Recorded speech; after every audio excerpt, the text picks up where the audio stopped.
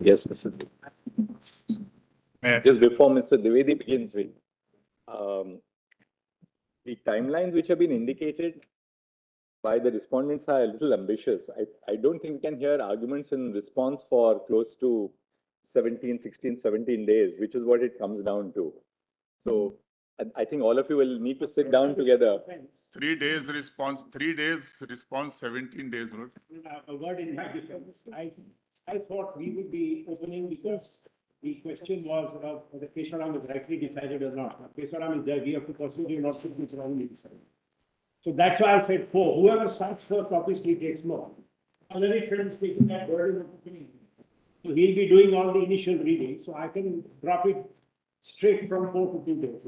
Will be done. So we'll take a realistic call and give a an amended schedule. If you all sit together and take a realistic call, I think we'll be able to get a revised statement by tomorrow, I think. With permission, Lord. With the permission of senior. Lord, one item, that is item number 24 in 901, that is Dalmia Cements. There were 2 sets of matters, one from Tamil Nadu and the other from Kerala. Both were heard together. But only the Tamil Nadu matter has been posted, whereas the Kerala matter is left out, my lord. So I can give the number. There is a slight nuance there. But we are the patadas, owners of the land. Yes. Under the Tamil Nadu Act, 50%, if you're the owner, the tax was 50. Then it became 100. Right. Then the question is whether Theresa Ma Jacob applies, whether the land mineral belongs to me or not. Those issues are peculiar to patadar lands and Janmi lands. Yes. Should we not take it up just now? I think now the 11 questions can be considered. Exactly. We'll look at the questions which have been formulated. It's a reference. Then matters will go to the regular bench. So what we'll do is, whoever wants to argue, if Kerala, the matter is not here, we are not going to look at the individual acts really. From Tamil Nadu, Dalmia and Madras Cements are from Tamil Nadu. No, But my humble So submission we'll is. hear you on this side. Yes. Basically, the question is as to whether. If your lordships look at the questions and deal with the questions, and then leave it to individual benches to Absolutely. resolve. Yeah. Because if you go act by act, question by It will question, never be resolved. Then it will. I shudder to think how long this will take. And not what, there are separate land laws in every state from the British days, land settlements. And then that individual bench will, in the light of the answer to the reference, look at the acts in question. Only thing is that, my lord, the same We question. made it clear. I think. Let Mr. Dwivedi open. Yes. Please, my lord.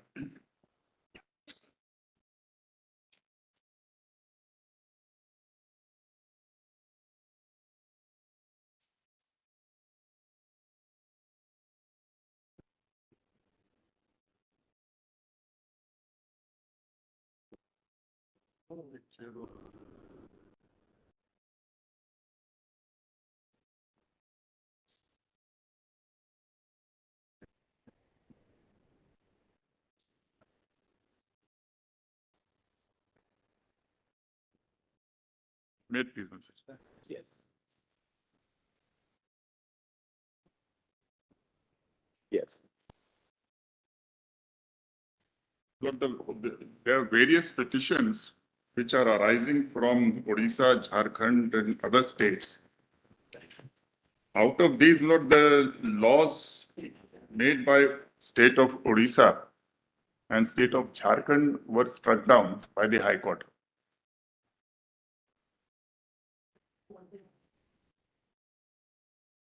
I am appearing in the matter, my lord, of state of Jharkhand, which is Civil Appeal 4056.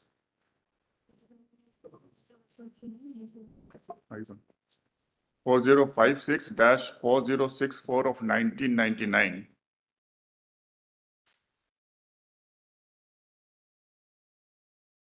Mineral Area Development Authority versus Messrs. Steel Authority of India Limited. And so far as state of Andhra Pradesh is concerned, Lord, it is against an interim order granted by the High Court. And Chhattisgarh, Madhya Pradesh, Rajasthan, Tamil Nadu and UP, the laws were upheld on the basis of the judgment of this court in Kesharam. So therefore, there are 5 appeals, Lord, and therefore, in a sense, Lord, both sides are appellants. But the reference was made in the state of Jharkhand's case, that is MADA, Lord. In short, MADA, MADA.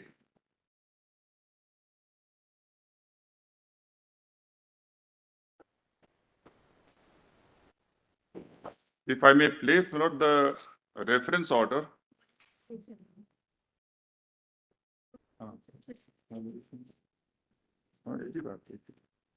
उनको देखना चाहिए क्या?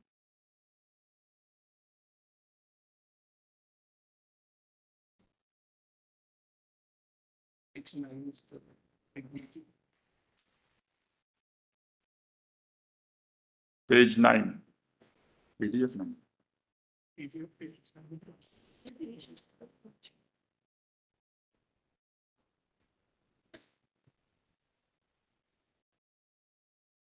May I place the referring order, please?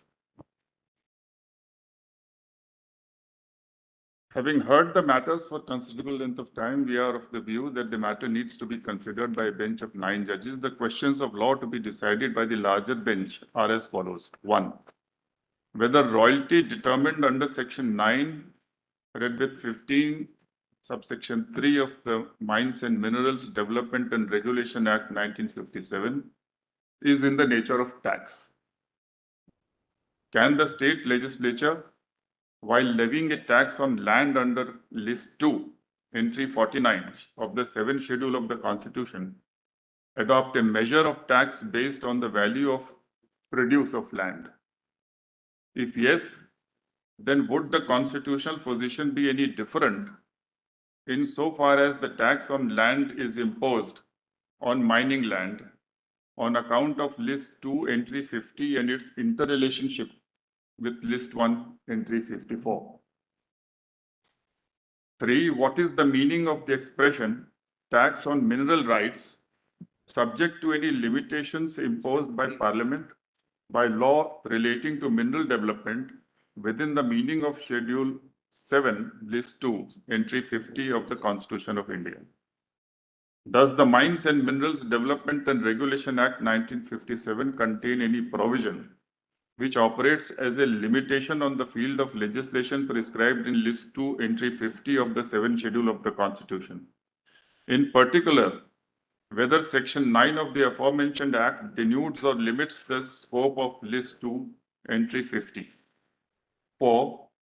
What is the true nature of royalty dead rent payable on minerals produced, mined, extracted from mines? This 4 is actually subsumed in 1 minerals. 5. Whether the majority decision in state of West Bengal versus Keshoram would be read as departing from the law laid down in 7 judges bench decision in India Cement Limited versus state of Tamil Nadu. 6. Whether taxes on lands and buildings in List 2, entry 49 of the 7th schedule to the Constitution contemplates a tax levied directly on the land as a unit having definite relationship with land. So there's really no problem about 6, my lord. It's the correct answer, my lord, given by the question itself. The only issue will be, what do we understand from this? 7. What is the scope of the expression taxes on mineral rights in List 2, entry 50 of the 7th schedule to the Constitution? 8. Whether the expression subject to any limitation imposed by Parliament by law relating to mineral development in List 2, entry 50 refers to the subject matter in List 1, entry 54 of the 7th schedule to the Constitution. Whether List 2, entry 50 read with List 1, entry 54 of the 7th schedule to the Constitution constitute an exception to the general scheme of entries relating to taxation being distinct from other entries in all the 3 lists of the 7th schedule as enunciated in MPV Sundara Ramayya and Company versus State of Andhra Pradesh. 10. Whether in view of the declaration under Section 2 of the Mines and Minerals Development Act 1957 made in terms of List 1, entry 54 of the 7th schedule to the Constitution and the provisions of the said Act, the state legislature is denuded of its power under List 2, entry 23 and or List 2, entry 50.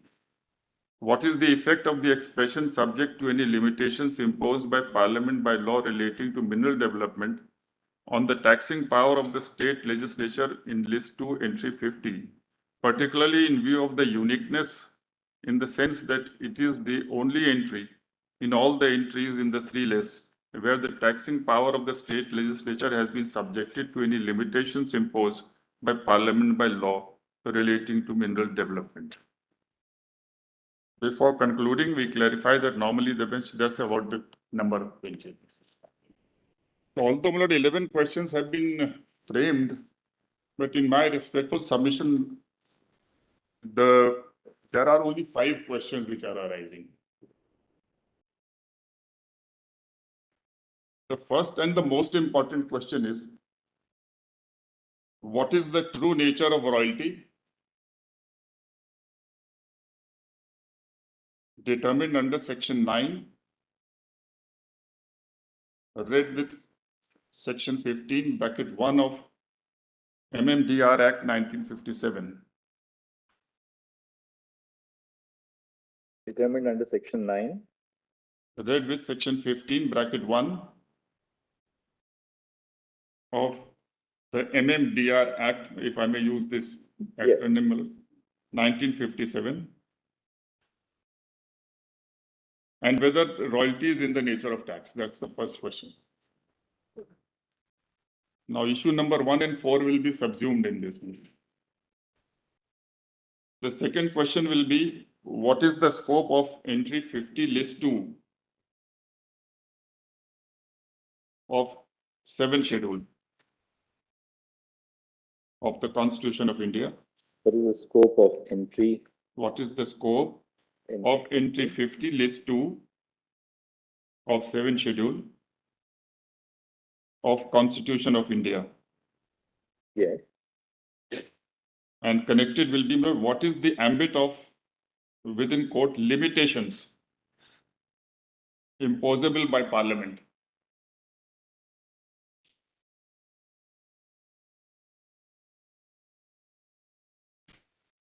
In exercise of its legislative power under entry 54 list 1.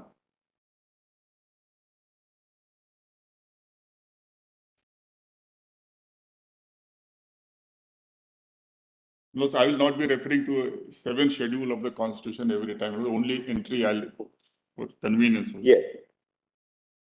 Does section 9 or any other provision This will be the third item. in the same second? Yeah. In continuation, Yes. does section 9 or any other provision of MMDR Act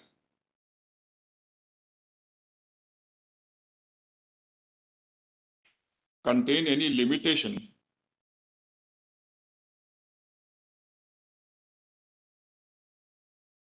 with respect to the field in entry 50 list 2?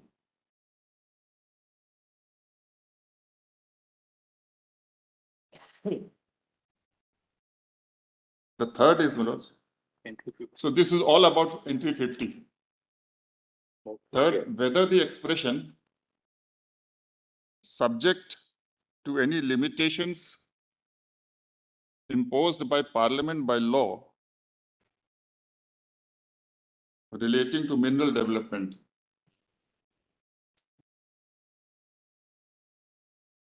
is subject to till development can be put in quotes, subject to any limitations imposed by Parliament by law relating to mineral development in entry 50 list 2.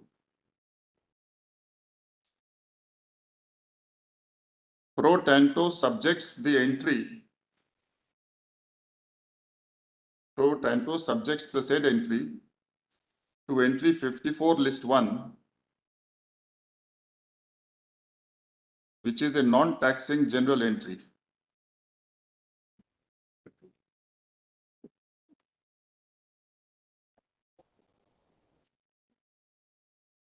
And consequently, there is any departure from the general scheme of distribution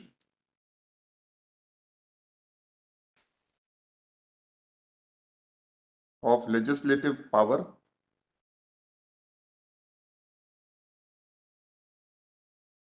as enunciated in MPV Sundara Ramayer's case, That is 1958 SCR 1422.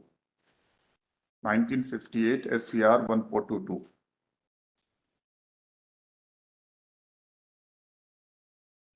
Just one second. May I repeat this? Yes. What is the citation of, can you repeat this? 1950. Consequently, is there a departure from the From the general scheme of distribution of legislative power, as stated in MPV Sundaramayyar? as yes, 1958 SCR 1422. And the fourth question is, what is the scope? What is the scope of entry 49 list 2?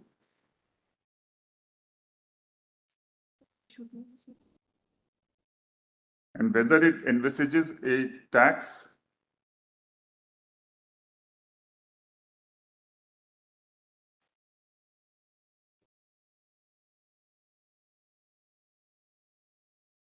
which involves a measure based on the value of produce of land.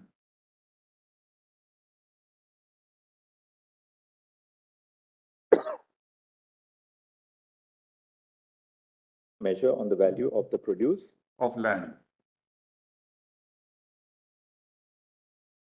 And in continuation, would the constitutional position be any different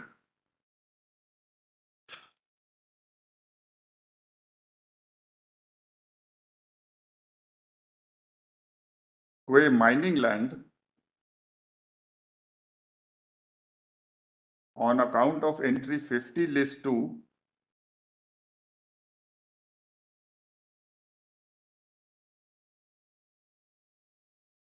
read with entry 54 list 1?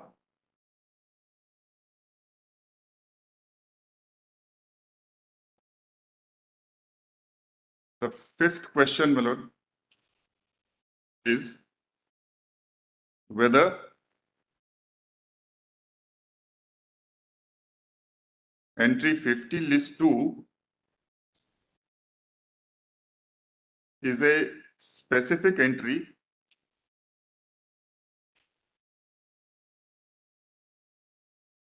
in relation to entry 49 list 2.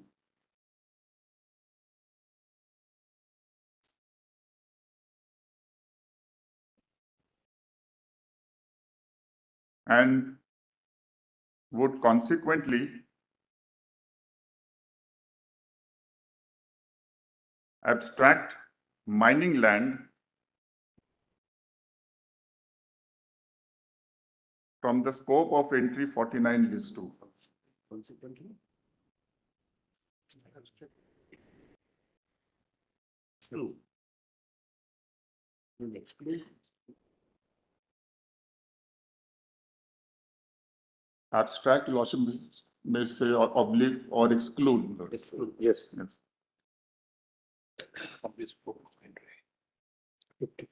And the sixth question is,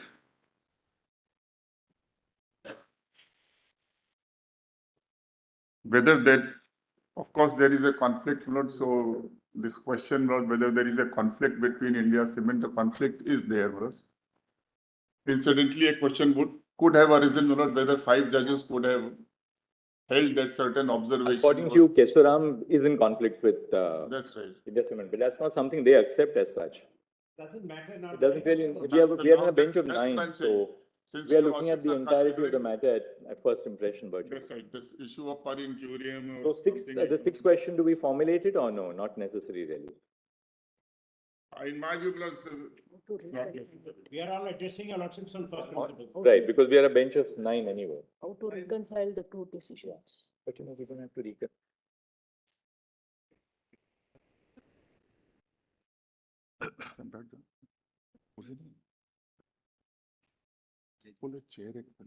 But as your lordships have been pleased to observe, while that may, your lordships made an observation with regard to the fifth question, whether that will arise at all or not. No, it is true that since 9 of your lordships are deciding the issue afresh, there would still be, my lord, an aspect which this bench may like to say, for the for the purpose of a discipline, which the court normally follows. That's the What law was has the been laid down option in Dawoodi Bora recently, so I don't think we need to really look at the, Academic then, my lord. it would be more academic than anything else. But that, no, it's Maybe very, in some other case. Maybe in some other case. Now, it's too important for us to say that the reference is not correctly I made. thought, since the question is arisen squarely here, your lordship might as well say Let something. let me just take a minute or 2 minutes on how. So the sixth point, do we formulate it or just leave it? I think this covers. I mean, Any other issue they want, my lord, I think this. We can add it as apparent. 49, 50. That is the heart of the matter, really. What is the context of royalty? What is Yeah. Your lordship will say yes or your lordship So will we say no. confine it Does to it really matter what India Cement said or what so and so said? Now we have What- 9 of your lordship. What Mr. Dwivedi said at the beginning, that there were 5 questions, we'll keep it down to 5. Absolutely. One more question may arise here. The scope of entry 5 of list 2, which is the public, local government, which is being dealt with by the Keshwar Ramalot and saying that the act under which we are challenged comes with the entry. But when your turn comes, you can just, we will see what. Not speaking for ourselves, but I've discussed and what I've So seen. entry 5 may have some incident. Yes. For us in the Constitution bench. There's a live transcript of the proceedings which are being argued here. So at the end of the day, all of you, particularly the lawyers who are in session at that point, get the transcript. Any corrections can be indicated to our IT team. But before we upload it, we have your certification on what has been. It's very helpful, Bill. Very helpful. So we have a complete transcript at the end of the proceeding of, in fact, by the day we have a transcript of the proceeding. Dealing with the taxing entries, your lordships will have enough for the day. We can go to other entries. And we are very grateful, my lord, for constituting this 9 judges bench. It's coming up after 20 years, my lord. So whereas the state is suffering from the loss of tax, the other side will be burdened with heavy taxation, my lord. So that will be another issue, my lord. In case the states win, then how to balance, my lord, this? It may be running into thousands of crores, my lord. Yes. So we are very grateful, my lord, for this. The conflict, my lord, if I may just state in a minute, my lord, how this issue had arisen, because One thing which we may be able to do based on the transcript in the evening. I've got a list of 7, my friend says 5. We have taken down everything he has said. In the evening, we can just go over between ourselves and give your lordship a piece of paper saying, Absolutely. These are These the are the Common agreed, questions, my lord. agreed questions. Agreed questions. Reducing, my lord, the number Reducing the number as much as possible. as much as. so in India Cement, my lord, there was a cess on royalty imposed by the state. So the issue was never that royalty is a tax. Validity of cess which was imposed on royalty was an issue. And perhaps that case could have been disposed of, as Mr. Sirwai has said in his book, that royalty is an income, my lord, which the state derives from as a part of the sale profits which the lessee gets from the sale of minerals. So it would have been invalid on that ground, but then the court went on, my lord, and at one place in para 34, it said royalty is tax in the first sentence. Instead of cess on royalty is a tax. Because the issue was, what is this cess? There was no issue at all whether royalty is tax or not. The issue was only cess, and there was no argument also. But yet in the first sentence of para 34, though it noted that 4 high courts have held royalty is not tax and 1 Mysore high court has held that royalty is tax, but it doesn't dwell on that, doesn't consider, my lord, which is right, which is wrong, no observations.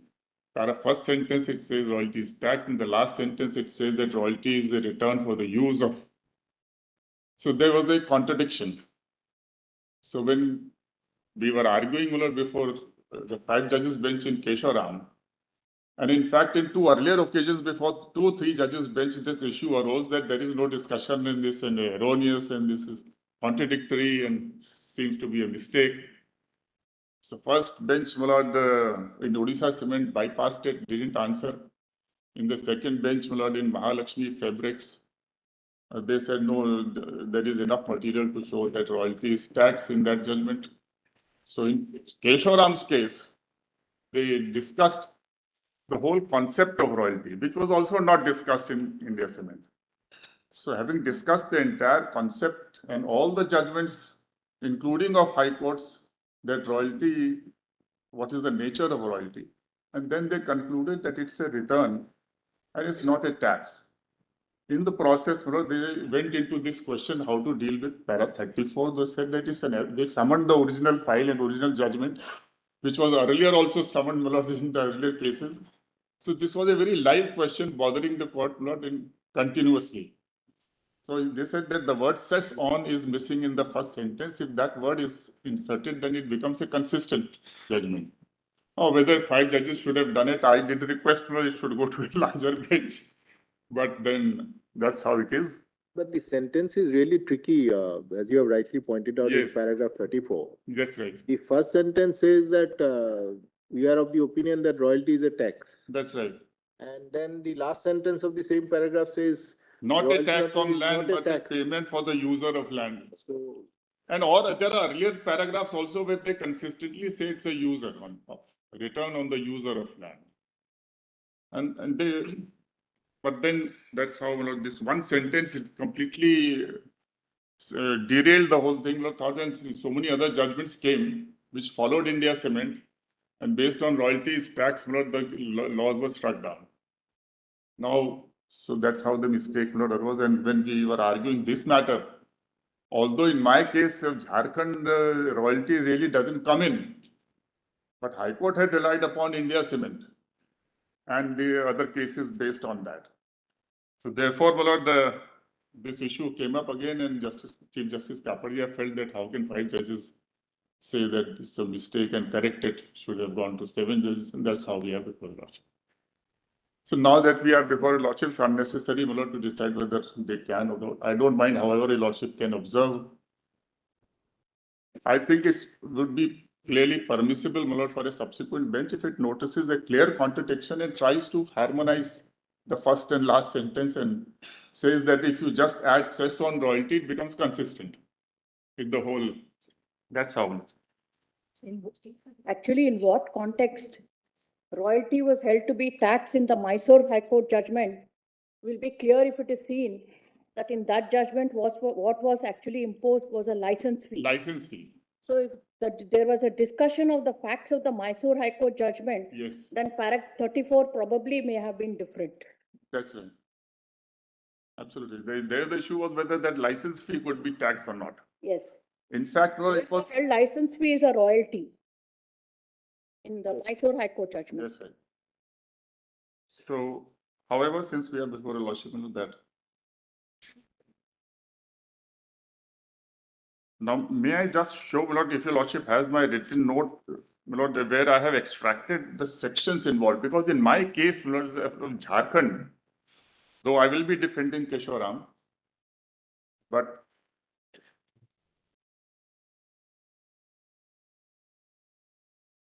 Volume 1. Volume 1, page 6.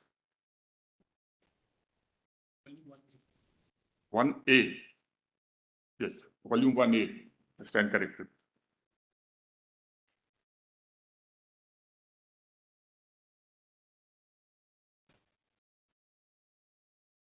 Actually, India's cement board sent all the states scurrying to find alternatives to recoup the loss of revenue. Finally, paragraph 4 at page 6. The old section I have mentioned, levy and assessment of cess subject to the provisions of this act and the rules framed under it, the authority shall by notification published. I'm sorry.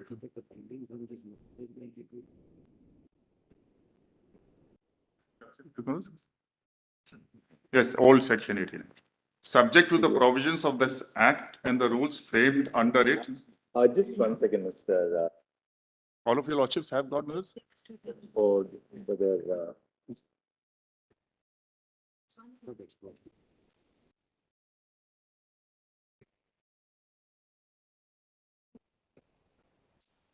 I'm in the same position as Justice Bhunya, my lords. This computer. But look at this. I mean, probably a year ago, this would have been unimaginable that everybody is on their laptops and iPads. So When you have a record like 40,000 pages, it would have been impossible. impossible. Some of us have been using laptops earlier, Europe. Yes. There have been more books on listings. Vodafone. One acre. Was not there more books and lesser number of councils, now more of us can be run. Yeah, books have all gone from the court. Not that they are not used, but they are used in the digitized form. I don't think that there are no pretenders in the court.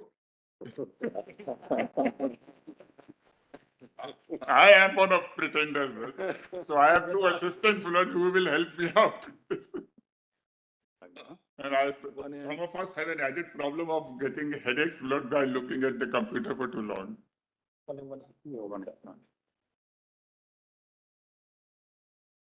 So may I place the whole section? No, this is not under challenge, just for historical purposes.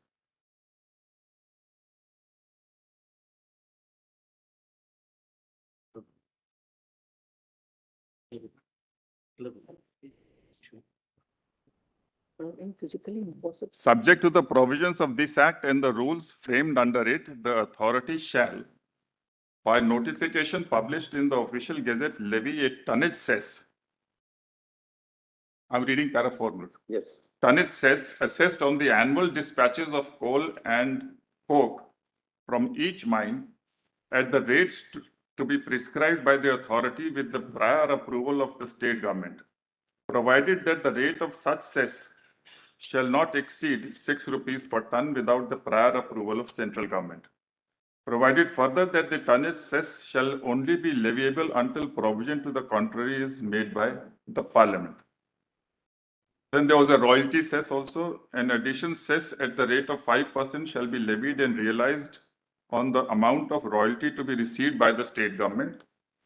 Additional cess realized under subclause 1 shall be transferred to the authority for the fulfillment of its object. Then this was amended with effect from in 1992. Levy, and this one is an issue. Levy of tax on use of land for other than agricultural and residential purposes. 1. The authority shall, subject to the provisions of this Act and rules framed thereunder, levy tax by notification published in the official gazette on land being used by any person, group of persons, company, the central government or the state government, local or corporate body for mining, commercial or industrial purposes with the prior approval of state government, provided that the tax so levied shall not exceed rupees 1.50 per square meter annually for any such land, but such tax shall not be levied on land which is subject to holding tax. So holding tax is identical tax paid on land by the agriculturalists. That's why the agriculturists have been excluded. The 2, the state government shall out of the tax so levied and collected determine the amount to be deposited into the consolidated fund of the state government from time to time. So in my case, the tax is not imposed on royalty, nor it is reckoning royalty, nor it is on the annual produce. It is directly and squarely on land and how land is bought and sold per square meter. Qualified by the use of the land. Used on land which is used for commercial, industrial or mining purposes. That's right. So that is to exclude the holding tax which is already on agriculturalists. We don't want to burden the agriculturalists and therefore that's excluded. Now that was one issue, which is not referred to your lordships, which will be decided by a smaller bench when it goes back, namely whether it is a use tax. That was one finding which went against, which the lordships need not decide. But as far as royalty, etc. is concerned, this tax has nothing to do with royalty, nor its measure is based on royalty.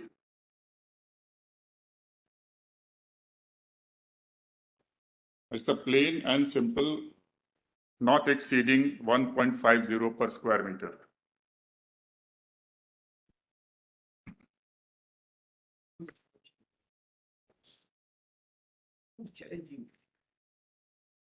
So India Cement was there, so it was referred. No, who's challenging this law? I've been trying to fight. Industries and. Some industries. Now in para 6, I have mentioned the notification which was issued on 11th of February 1993 pursuant to the amended section 89.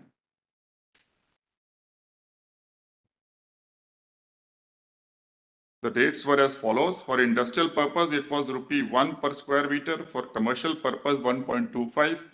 And all other non-agriculture, non-residential purposes other than What is that? Other than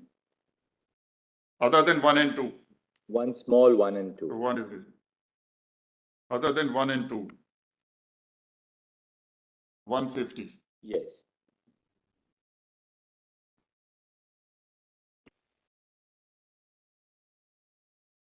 In brief, my lords, at page 8, I have mentioned the findings of the High Court in my case, but I'm not reading it out. It's not necessary for the present purposes, but only thing is that they relied upon India Cement, State of Bihar, India Aluminium Company, and all those cases. Odisha Cement. Now, this having been done, my lords, your lordship may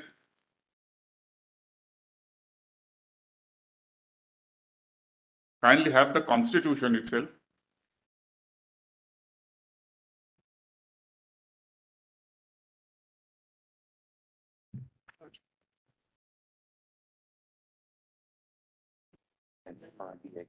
MMDR.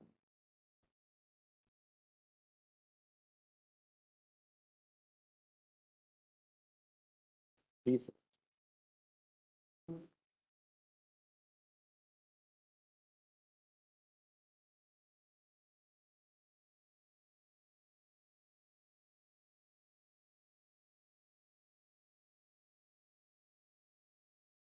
I was just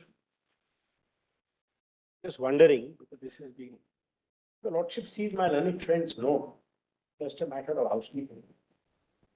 One of the things which the High Court said was that to the use tax and. That's what I told the court. That is not a question referred to your lordship. That's what he said. He said that that will have to be decided by a smaller bench. By some. That's what I said.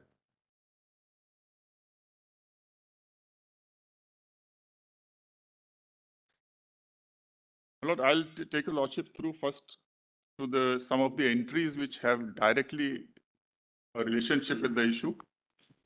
The first of them, my lord, is entry 23, list 2.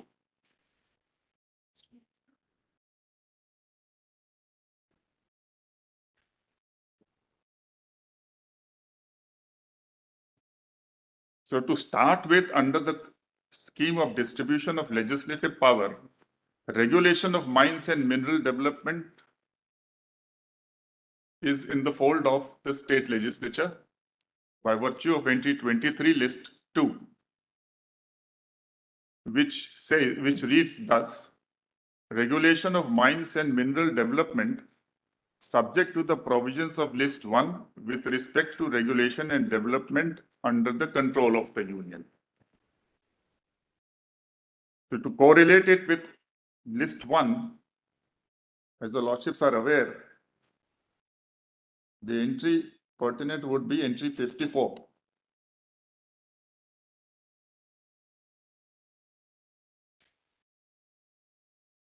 Regulation of mines and mineral development to the extent to which such regulation and development under the control of the union is declared by Parliament by law to be expedient in public interest.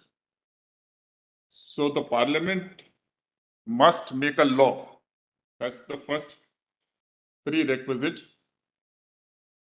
And that law must contain a declaration that it is necessary that union controls in public interest. So first law, second is declaration. And the third is, which obviously it can't be a simple declaration and you can't take it out. It must lay down, the same law must lay down the extent to which the Parliament desires to control.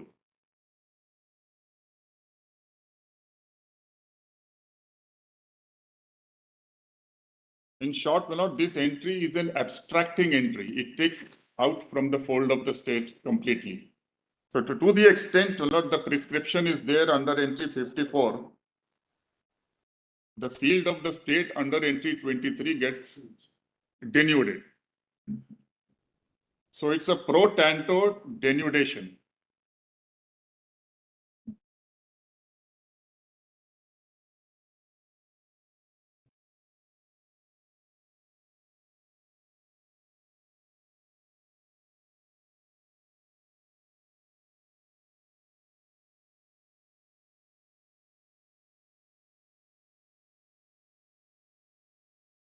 There's a cognate entry, which is entry 53, which does not share the same interrelationship. It does not share the same interrelationship.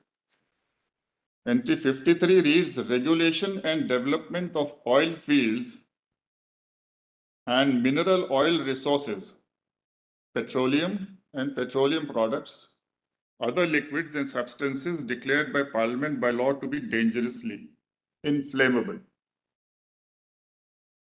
So this is an independent entry.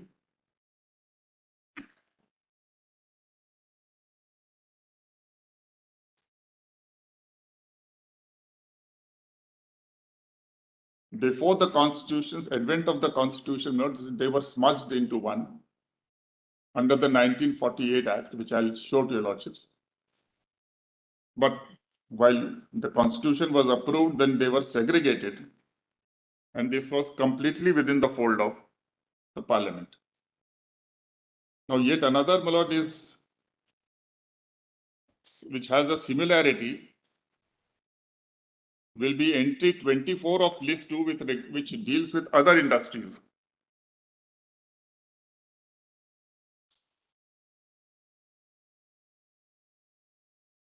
Entry 24 list 2, which reads industries subject to the provisions of entry 7 and 52 of list 1.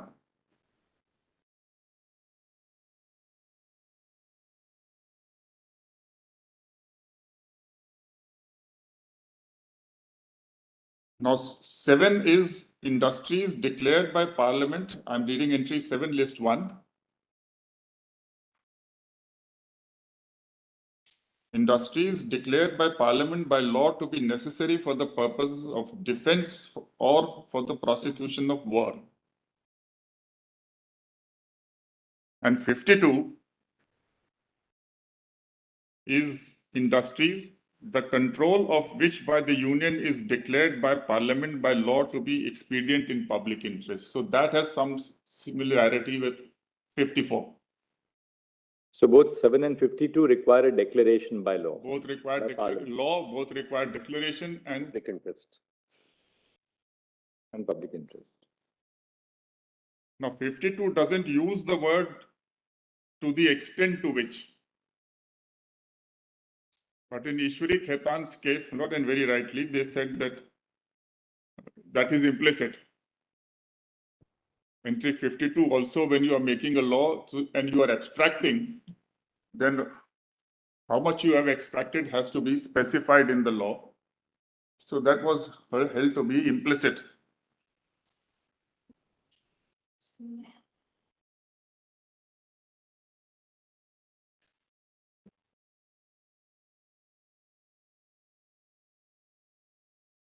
Now entry 56 also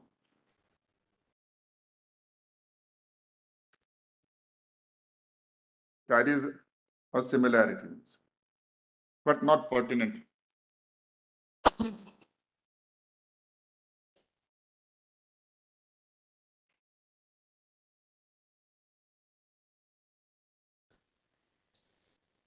Now we come to the taxing entries, which are being relied upon by the state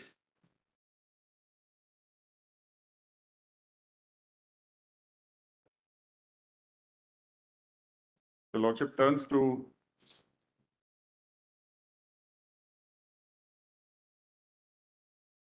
entry 50,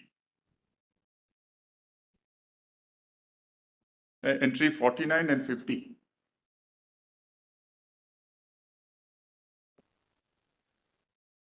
Entry 49 is tax on lands and buildings.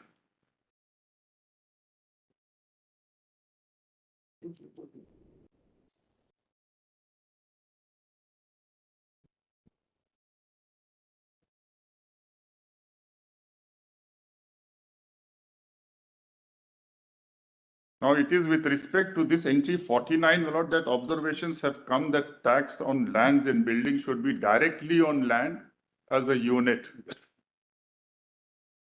This expression as a unit will not occur on account of the fact that in list 1, entry 86,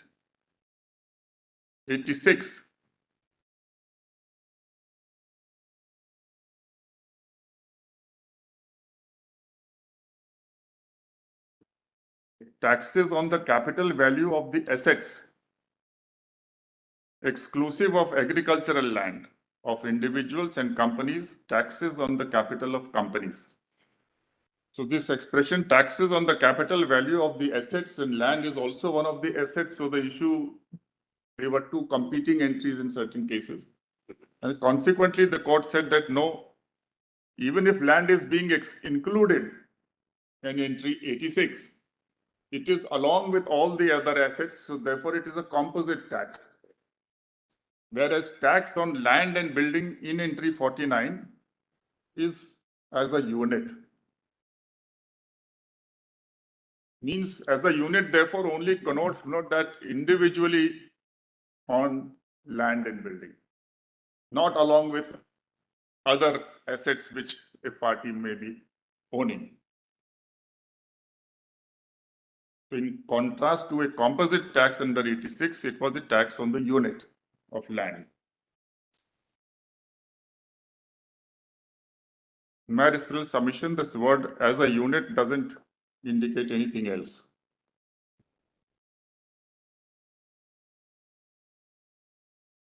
Then we have a lot entry 50.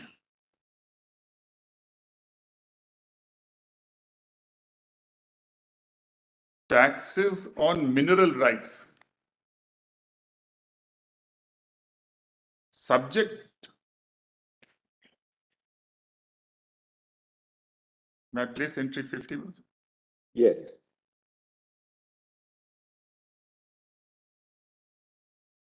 Taxes on mineral rights subject to any limitations imposed by Parliament by law relating to mineral development.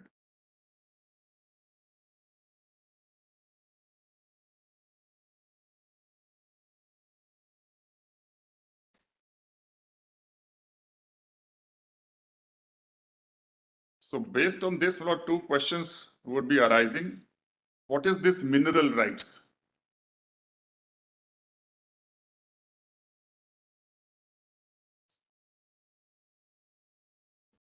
Would it comprehend within its ambit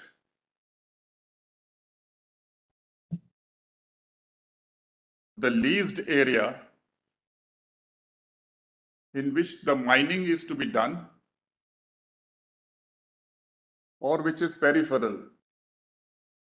Because in every leased area, there is an area which contains minerals, but in order to excavate and carry it away, win it and then dispatch it, you need some other areas, contiguous area, which is actually not containing minerals to facilitate the activity of mining. So whether it will include that mining land and the peripheral area, if I may use this expression, peripheral contiguous area. The other question is, how do we understand this expression limitations?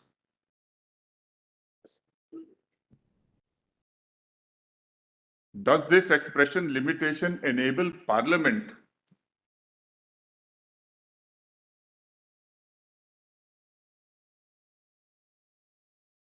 to usurp the taxing power? Or is it merely imposing some kind of a cap, maybe denial, don't impose? Or can it usurp the power itself while making a law relating to mineral development under entry 54?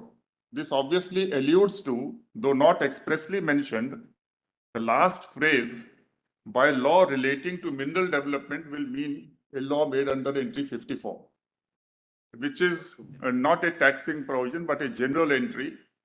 And that's how the other side raises this question that there is a departure from Sundara Ramayya's doctrine, which has been consistently followed and upheld. And recently, my Lord Justice Nagaratna has also delivered a judgment. That is in state of Karnataka versus Meghalaya. And in the 9 judges judgment in Jindal Steels.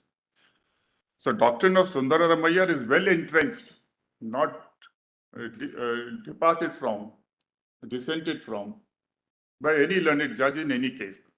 Which really postulates that the taxing entries are separately delineated in the There is schedule. no overlap. One, that the taxing entries and general entries are separate. Two, that the taxing entries as between the two lists, 1 and 2, they do not overlap. So, and the third is that the general entry does not contain a source of tax.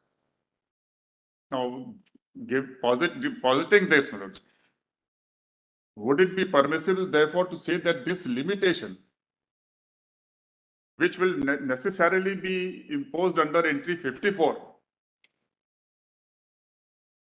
because if it involves usurpation of taxing power, then entry 54 becomes a entry which is, as the other side says, sui generis, or it stands apart from the general structure and division of powers. The question is whether a taxing power can be read into a general entry That's right. impliedly. That's right. By extending something from the taxing entry in list 2, we make the list 1 entry a taxing entry, which is actually a general entry. The consistent position in law is that the power to tax is identified separately in the list. And therefore, a general entry in the list will not include within it a power to tax. Yes. So therefore, this limitation can only means putting a limit, because minerals are very important. No dispute between the parties here. They will also emphasize, I'm also conceding. Minerals are very important, right from defense down to so many other things, the infrastructure industry. Every industry needs steel and iron and so ingots and.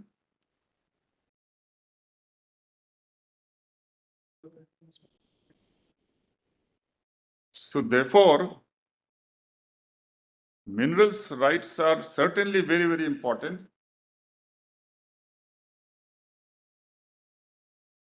And in this respect, I will be showing to your lordships an important aspect from the Constituent Assembly debates.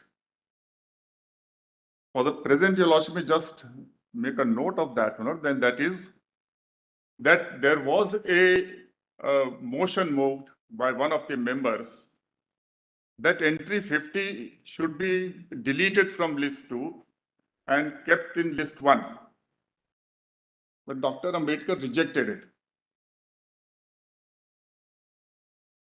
So if the framers had wanted that there should be a taxing power on mineral rights with the parliament, the easiest thing was to accept that and move it from here to there.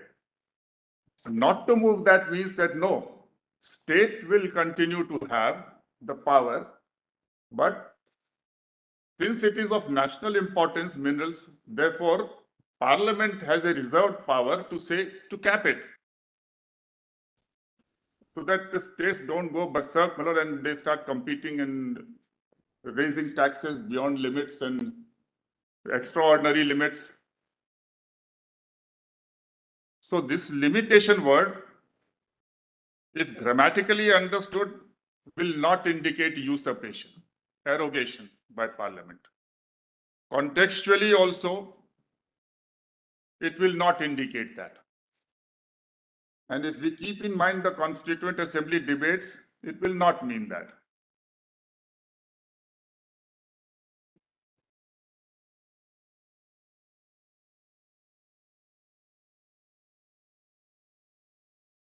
So whereas, my lord, now there is a fourth doctrine that all the entries must be liberally construed.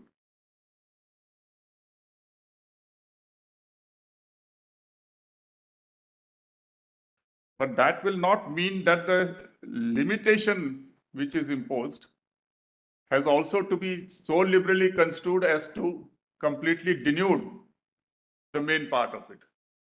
Just as in the case of provisos, we say that proviso cannot eat up, the ear cannot rise higher than the head.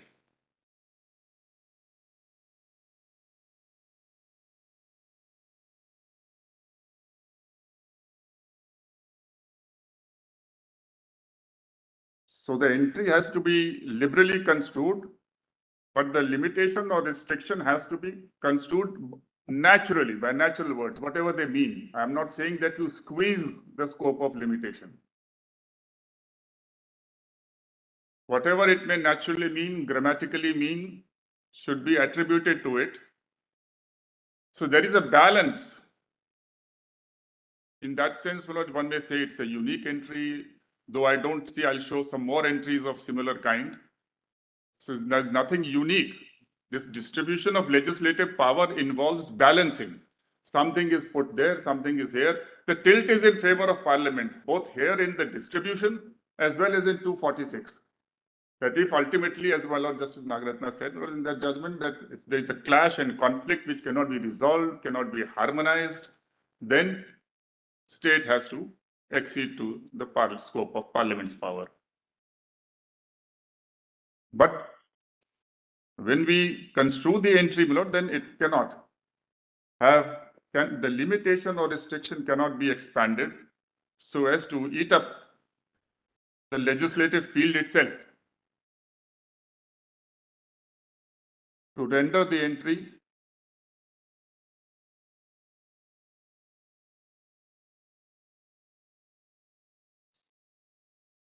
yet another aspect is, my Lord, should not this limitation,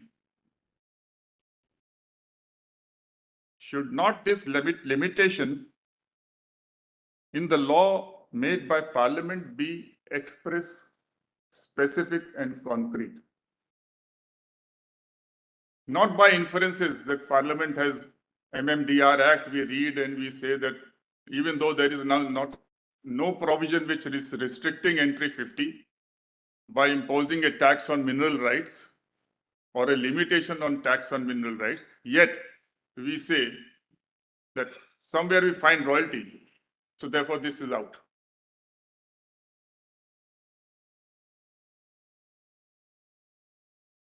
So the limitation, parliament must apply its mind, consciously impose specific and express provisions in its law in order to limit it. It should not be difficult for parliament to say that a tax imposed under entry 50 list 2 will not go beyond this.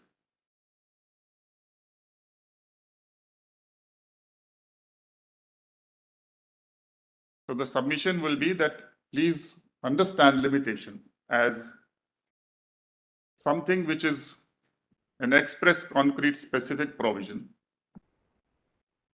But this limitation will be only in terms of quantum of tax. Could be anything.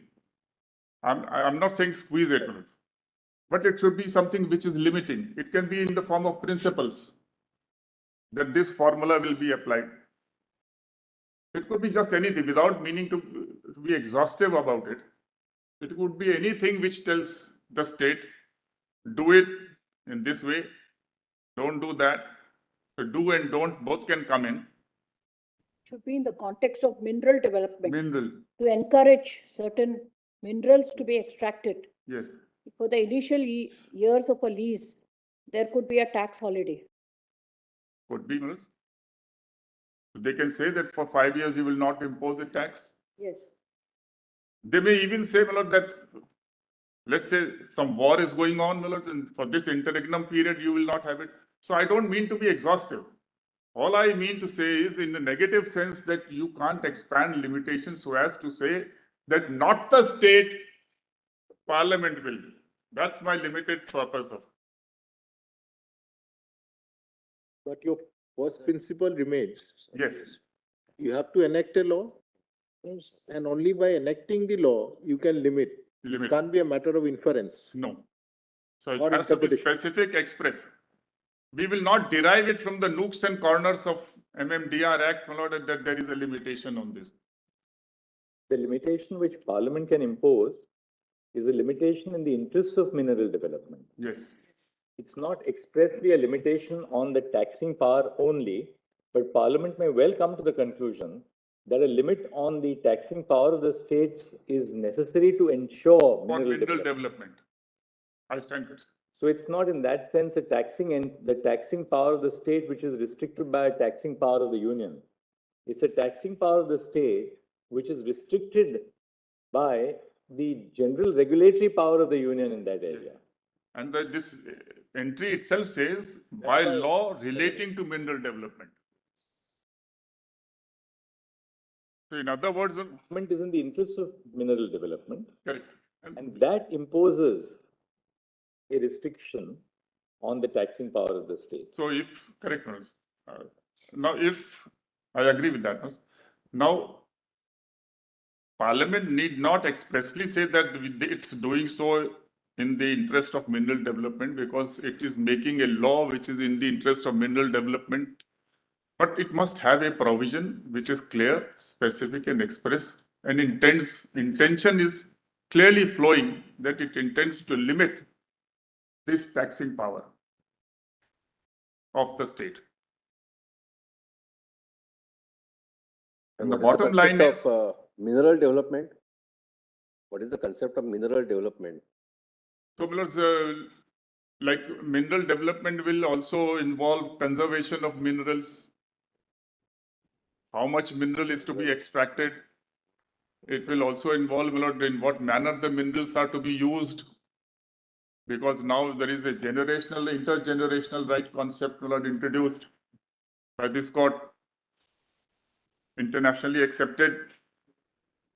So The quantum of mining which can be carried out. yes, quantum of mining. The bearing capacity. That's why it requires a mining plan. Then ecological impact of it, what is happening. So that's why we require a certification from the Environment Ministry. If there are forests, that has to be. So all this balancing will be part of mineral development.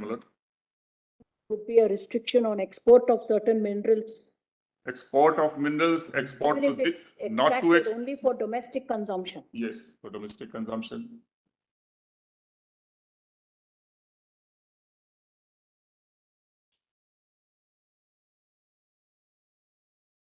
So that may be the width, but what I understand from my Lord Justice Oak's question was that independently of what we understand by mineral development. Right. So, for example, my Lord, when we extract iron ore, then there are blue fines, as we call it, my Lord, the dusty, but then all that is, my Lord, and there are lumps also. So then you have to bring it to particular sizes. So beneficiation. So we'll come to that. So there are specific provisions in the MMDR Act in this respect. How to, and they are, again, as I said, it's for Parliament and for the experts to decide to what extent it can't be, we can't define this word in a manner which makes it rigid. We have to leave it to the times as economics develops. as the industry develops and as the needs arise. But ultimately, the law which is made limiting the limitation itself has to be in the interest of mineral development. And as I respectfully submit, the bottom line is whatever limitations you wish, temporary, permanent, long-term, short-term, you can't usurp. You can't say, I will be imposing the tax. You may go to the extent of don't impose. In the interest of mineral development, maybe a price factor, because international prices are going up, so national prices, you have to do all sorts of balancing in economics.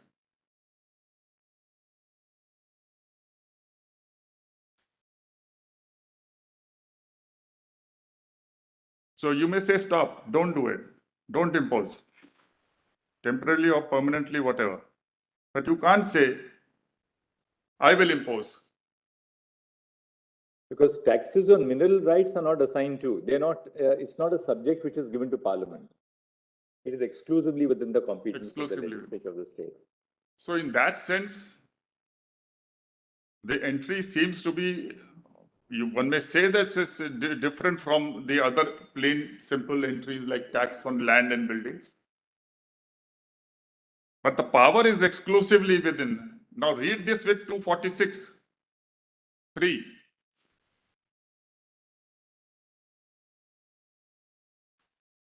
Any idea of usurpation goes against the grain of 246.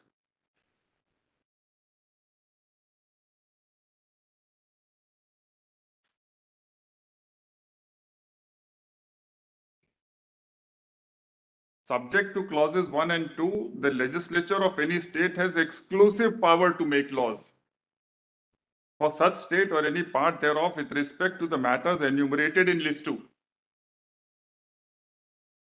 So any idea of usurpation goes against the grain of this exclusivity. At the same time, you have to see what in pith and substance is the imposition. Yeah, that can always be seen. Because labels will not decide the substance. Pith and substance doctrine will have its play. But at the moment, I'm only trying to question this possible submission which is being made and earlier made in cases that because of MMDR Act and because there is Section 9 royalty, therefore, this is denuded. Or the other submission that once a complete code is there under entry 54, therefore 50 is ousted. That cannot happen. And entry 50 cannot go into entry 54. Parliament cannot itself impose the tax under entry 54. For that's one, that's not a taxing entry. Second, Constituent Assembly rejected the shifting of entry 50 to list 1. Just one thing.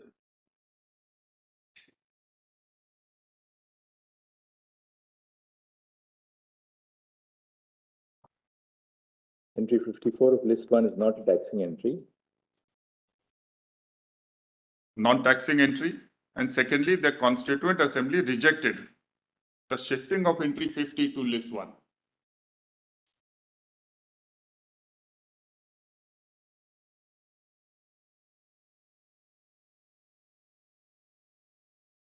And thirdly, entry 50 is exclusive power of state.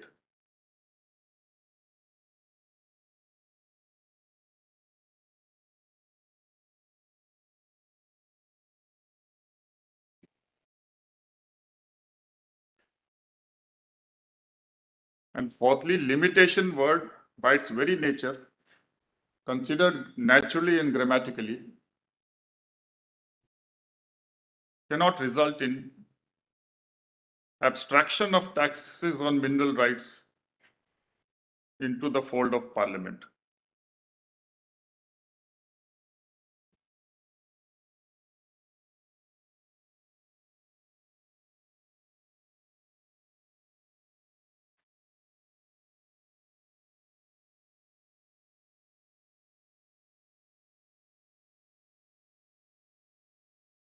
Interestingly, in 54, Yes, as the Chief Justice just now was commenting, regulation of mines and mineral development is there in 54, yes, and in 50 also, yes. Parliament by law relating to mineral development. So So that- this expression is used twice That's right. in both list So one and this, list two. this indicates that that limitation must Limitation come is- under entry 54. It is the same kind of law which is contemplated. Whatever law Parliament will make, it will make either with respect to list 1 or list 3. So this word of limitation is not is independent empowerment of Parliament to make a law, but is an allusion to the law which the Parliament can make by virtue of the entries in list 1 or list 3.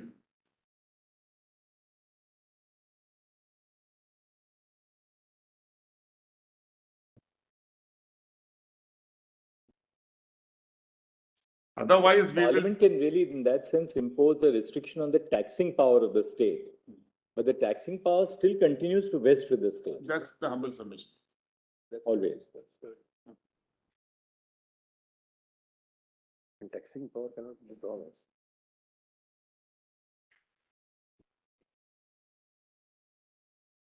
53 of list 2 Yes, is also subject to entry 54 of list 1 because they are the same with regard to mines and mineral development, but I oblige.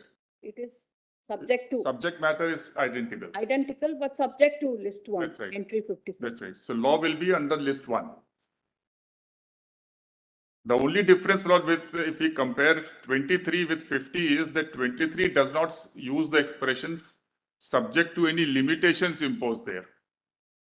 The entire entry is subjected. It is subject to the provisions. Yes. Whereas here it says subject to any limitations imposed. That's a contrast between the two. Yes. I'm grateful, Mr. Now, this entry, Lord, in no way, entry 50 list 2 is not in any sense unique. Kindly have 57.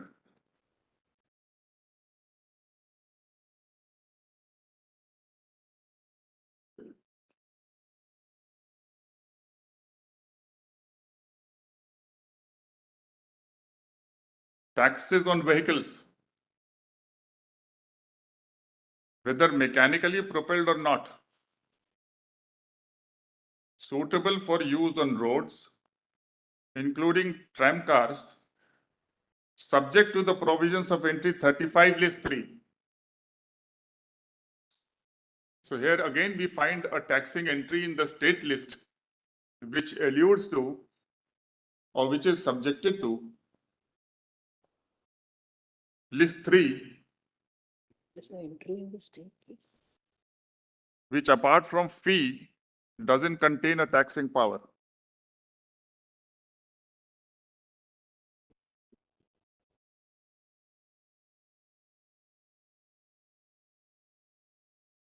Kindly see entry 35 list 3.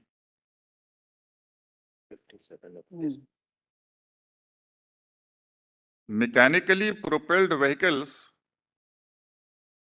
including the principles on which taxes on such vehicles are to be levied.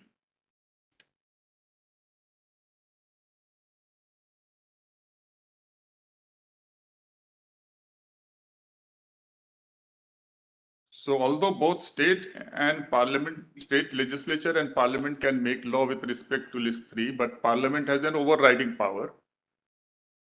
But while making a law, parliament with respect to entry 35 can only lay down principles.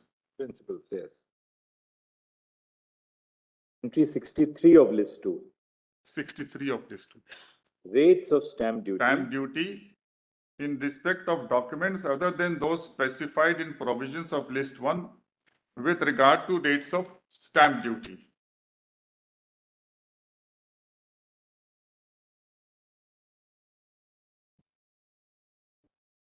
Entry 91 of list 1. of list 1.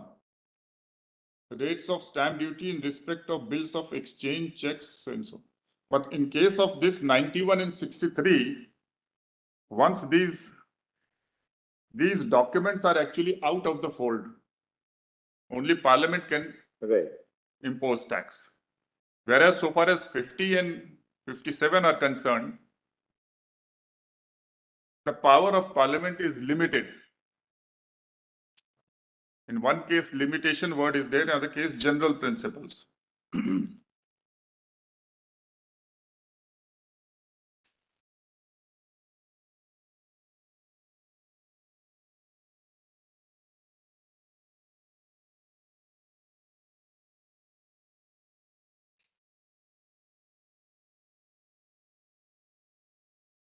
Yet, But interestingly, on stamp duty, yes, the main provision is in the concurrent list, yes. entry 44 of list 3. Stamp duties, other than duties or fees collected by means of judicial stamps, but not including rates of stamp duty. And why is rates taken out of entry 44? Because the rates in respect of some documents are introduced in the union list. Yes. Rates in respect of all other documents are introduced in the state list. That's right. But the power is a concurrent power. Yes.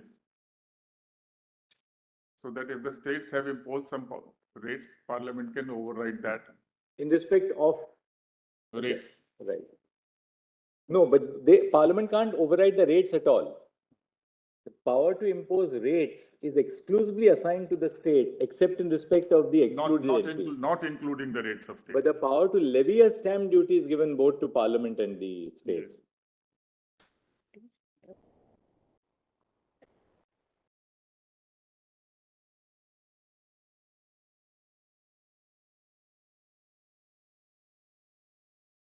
Now, kindly also, there's another interesting entry in list 1, which is 32.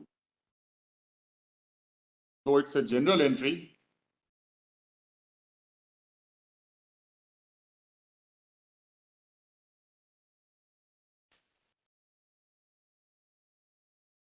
Property of the union and the revenue therefrom. Lordships have this entry 32. Yes. And the revenue therefrom, but as regards property situated in a state subject to legislation by the state, save in so far as Parliament may by law otherwise provides. An exception to an exception. Yes. So ordinarily it's the states, but if the Parliament does not want the states to do that, then it provide otherwise. Now, all this provision otherwise, the reason for alluding to this is that Parliament by law otherwise provides, again, these have to be specific, concrete, express. They can't be by inferences, by mere implications. At best, there should be a strong implication. One other interesting aspect which would support your submission is entry 97 of the residuary entry. Yes.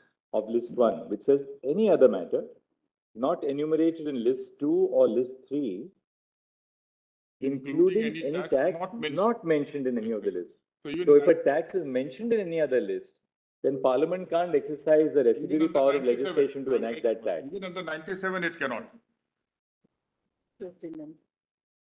And this has to be read with Article 248. 248 is pertaining to the residuary powers.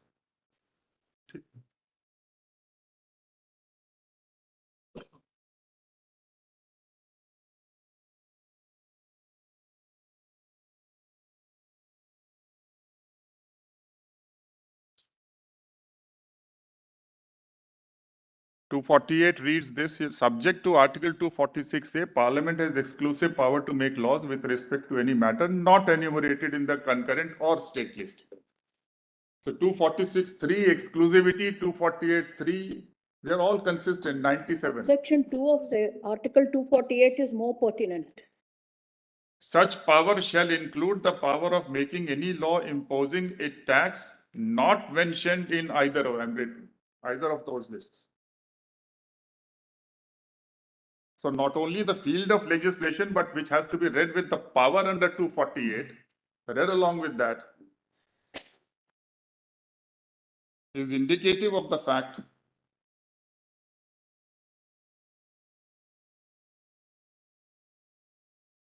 that there is no arrogation of taxing power reserved for the state contemplated.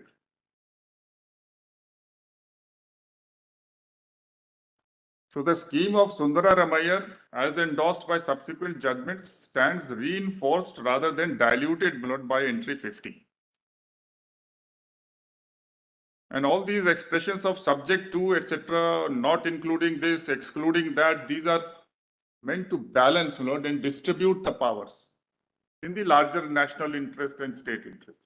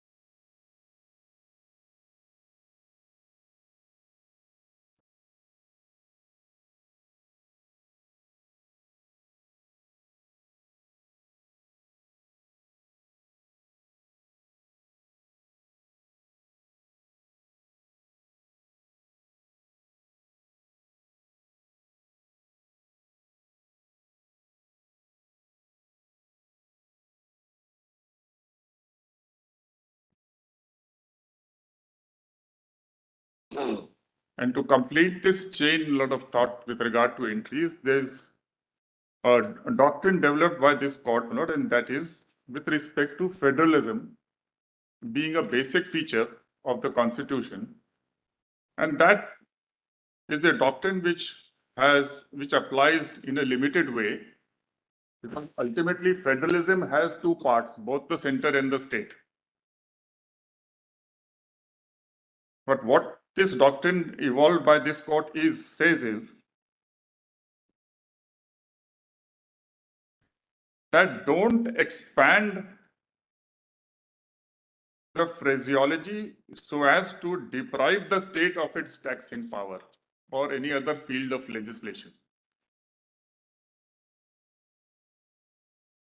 If the subjection to the parliamentary domain, parliamentary legislative power, is clearly and specifically flowing, it has to be honored.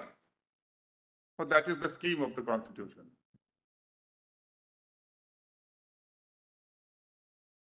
But if there is that doubts or ambiguity, etc., then the effort should be to preserve the state's power rather than rule in favor of its denudation, which I will show the judgments. So that completes the entry and also, Mr. Dwivedi, the doctrine of occupied field does not really apply in a conflict or where the subjects are in list 1 and list 2. The doctrine of occupied field, where the mere enactment of a law or the failure of Parliament to enact a law has no bearing on whether the states should or should not legislate. If it's an occupied field, then by virtue of the fact that it is occupied by a law made by Parliament, the states are completely denuded. But that's only in respect of list 3. Yes.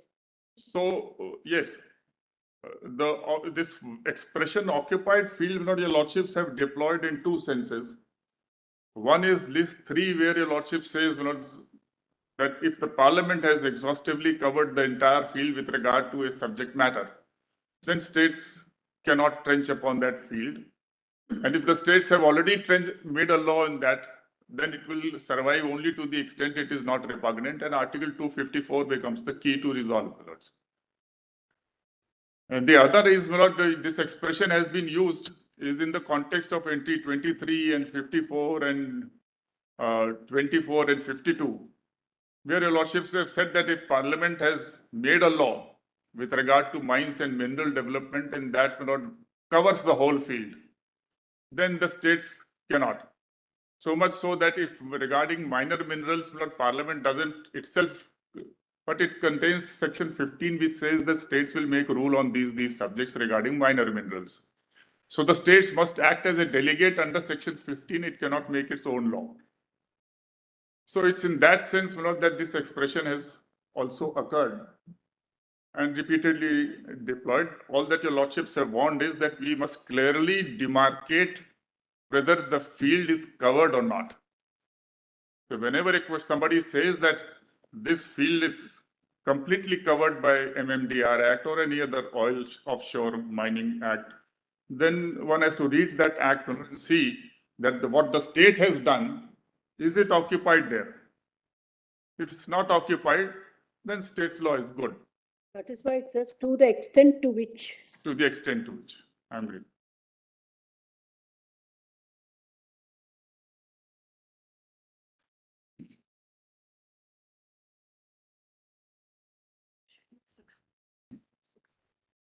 I will come to that.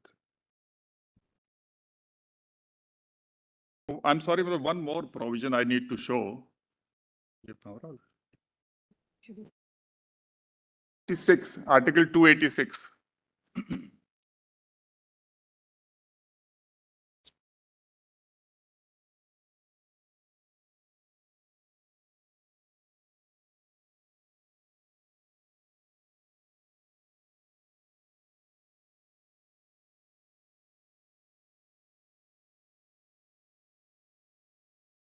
I'm more concerned with 286.3, but I'll read the whole of it so that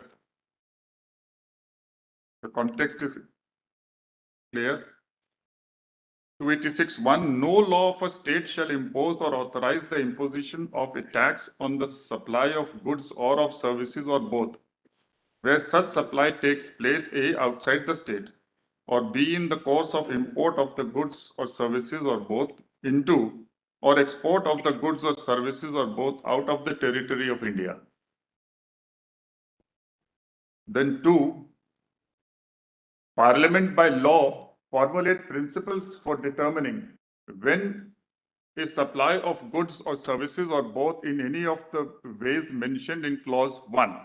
Now 3 has been deleted subsequently in 2016. But if your lordships will look at the footnote 4, I hope your lordship Yes, there. got it. It's there. Clause 3 omitted by the Constitution 101st Amendment 2016 with effect from 16 September 2016 was substituted by so and so. 3. Any law of a state shall, in so far as it imposes or authorizes the imposition of a tax on the sale or purchase of goods declared by Parliament by law to be of special importance in interstate trade or commerce, or B, a tax on the sale or purchase of goods being tax of the nature referred to in subclause B, C, D of clause 29A of Article 366. Be subject to such restrictions and conditions in regard to the system of levy, rates, and other incidents of the tax as Parliament may by law specify. So entry 54, if it is a good, particular good is declared to be of special importance, then it will be subject to restrictions and conditions, which issue did arise in this court, and lordship said the restrictions and conditions must be specific, express, and concrete. Otherwise, I mean, it has no bearing on what your argument. Look at clause 2 of 286. It doesn't make sense now. yes, Just see, it says Parliament may by law formulate principles for determining when a supply of goods or services or both in any of the ways mentioned in clause 1. So it's, you know what happened was, now see footnote 33. Yes. The original word was sale or purchase of goods takes place. While making the amendment after the GST legislation was enacted, Yes. they deleted the words takes place. The words takes place should have been retained in clause 2. Yes. Otherwise, clause 2 has no meaning now. Okay. As Mr. Sarvis is a fossil. But Yes. but they by mistake, the draftsperson took away the words takes place also from Yes. 286.2. But maybe by formulating principles, it can be brought back, my lord. Formulate principles for determining when. And They where. said now supply, because in the GST legislation, it's not sale or purchase, it's supply. Yes. But you had to put the word takes place. Takes place is just taken away. Anyway, you referred to 286.3 then. Yes. I refer to it because I'll be relying upon a case which is directly on this note to say that there should be specific and come later. What next, Mr. Now, my lords, I would like to place the Mines and Minerals Development Act, my lords, because that's a law made by Parliament, which is immediately in issue. Is it already on in a digitized form? Sorry.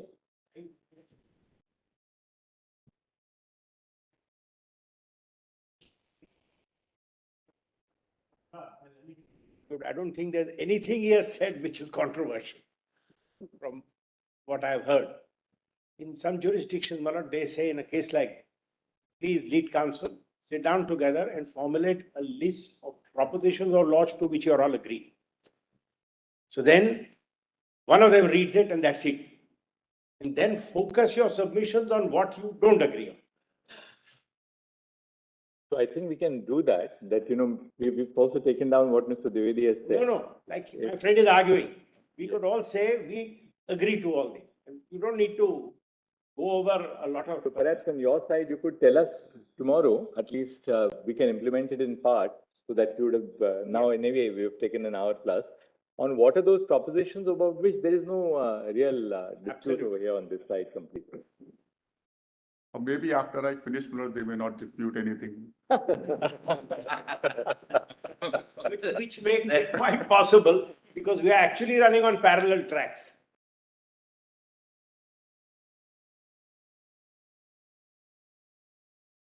I have Kesharam to defend.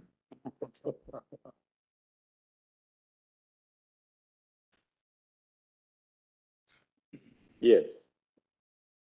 Is the MMDR Act in the digitized form also, or?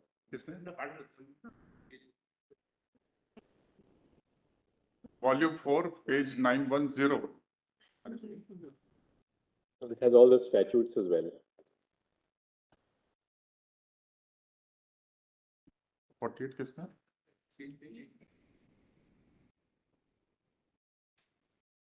Kindly first have page 891, my lord. There was a predecessor act which will have some relevance. You're showing 48, right? 48. 891 is the Yes. volume PDF. No, this was a law made by the Constituent Assembly itself, acting as the Parliament Parliament under at that the time. India Independence Act 1947. And it was exercising all the powers which was earlier being exercised by the Governor General in Council. Because the Government of India Act 1935, to the extent of federation, never came into existence. Right. So the Government of India Act 1919 continued and the powers of the Governor General in Council were the same there. So all those powers vested and read with India adaptations under the India Independence Act. This law was made, received the assent of the governor. It's a short law, received the assent of the Governor General on the 8th September 48 and is published in the Gazette of India Extraordinary dated 8th September 1948. An act to provide for the regulation of mines and oil fields and for the development of minerals, whereas it is expedient in the public interest to provide for the regulation of mines and oil fields and for the development of minerals to the extent hereinafter specified, it is hereby enacted. And this act may be called the Mines and Minerals also. It extends to all the provinces of India and also to any exceeding states for which the central legislature has, for the time being, the power to make a law development of minerals. Now, Lord, you'll see that both oil fields and that, they are covered by this. Same, they were not separately dealt with. Section 2 contains a declaration, but it could not be a declaration under 54 because Constitution was not there, and that was one of the problems in. Oh, I'm so sorry.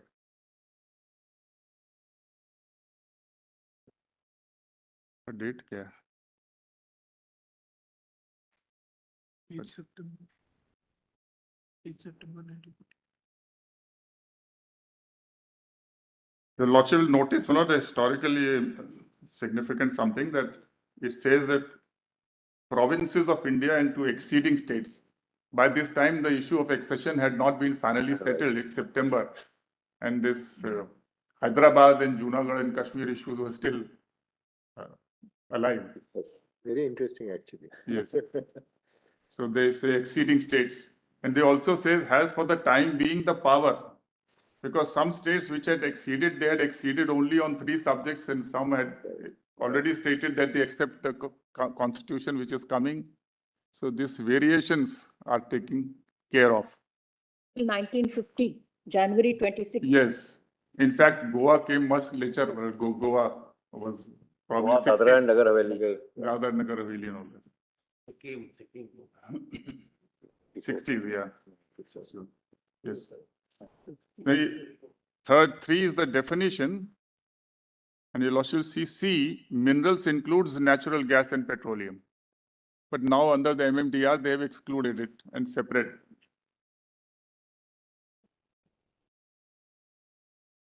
Oil field is in E.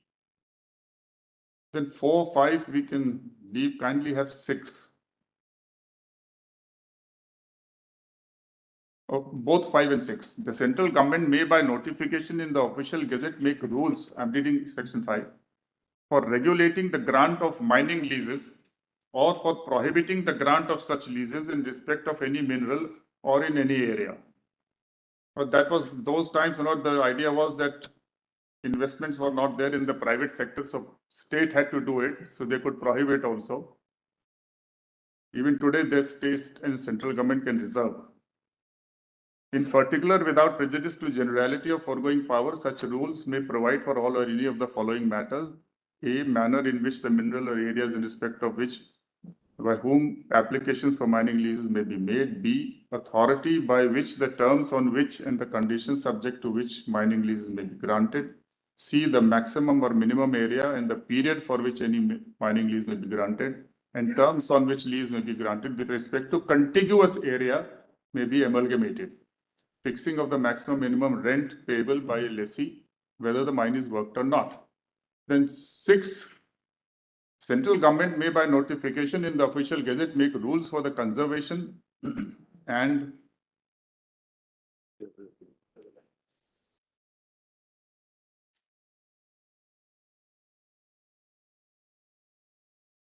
now kindly have I, section 6I.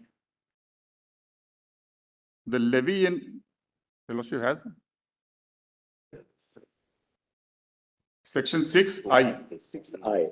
Review of The levy and collection of royalties, fees, or taxes in respect of minerals mined, quarried, excavated, or collected. Now, this is significant because both powers were with the central government.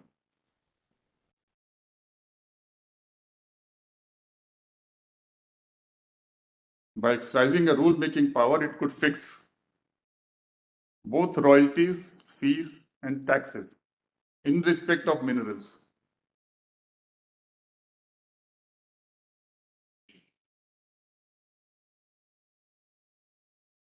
Section 7 pertains to modification of the existing leases.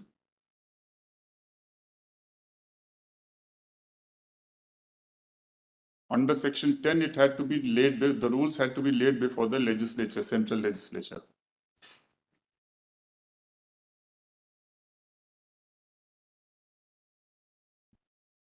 It's a matter of some interest, section 13, that even the crown was bound because at that time we were dominion, right.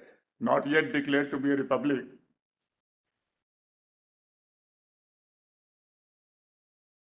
So the crown was also.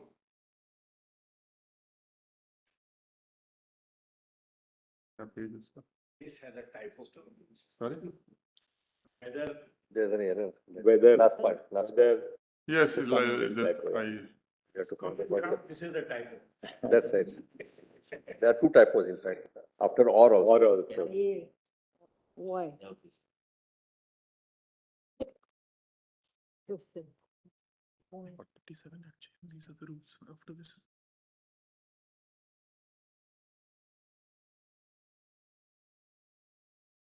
So for section 6, I is that royalty and tax are both mentioned and as powers to be exercised by central government. Yeah. This significance will arise when when the Lordship sees section 25 of the present act, which talks of recovery of taxes. So, because one of the questions was that section 25 is talking of recovery of taxes, but there is no provision imposing tax. So unless you treat royalty as a tax, the connection snaps. So the reason for mentioning will be evident once I place. This explains why section 25 has the word tax.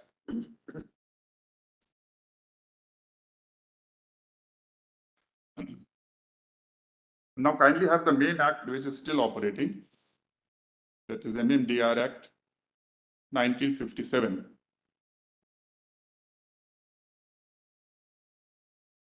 Volume 4, page 910.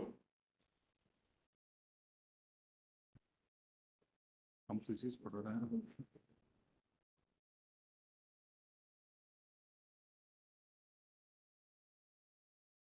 If your Lordship has the bare act, not that will be containing other rules also.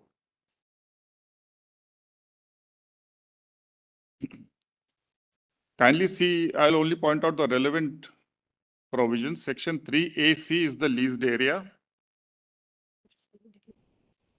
The declaration is contained in section 2. Now this declaration will be under entry 54. AC is the leased area, means the area specified in the mining lease within which the mining operations can be undertaken and includes the non-mineralized area required and approved for the activities falling under the definition of mine as referred to in clause I. Now, AE is mineral concession, which is very widely worded, includes mining lease, the CONESA permits, prospecting license, composite license, and all this. Small c is mining lease, means a lease granted for the purpose of undertaking mining operations, includes sublease. D is mining operations, means any operation undertaken for purpose of winning any mineral. And FA is production, or any derivative word of the word production, means the winning of or raising of mineral within the leased area for the purpose of processing or dispatch. We can leave out for definitions of prospecting, etc.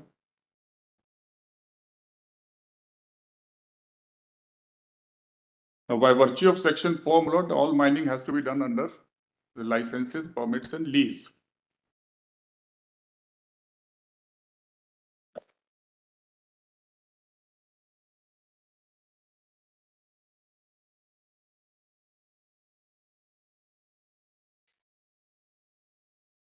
Section 6 is maximum area. 7 is periods, 7 and 8.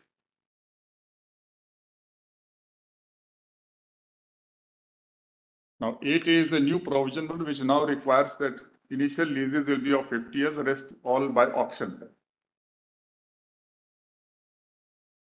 Kindly come straight to section 9.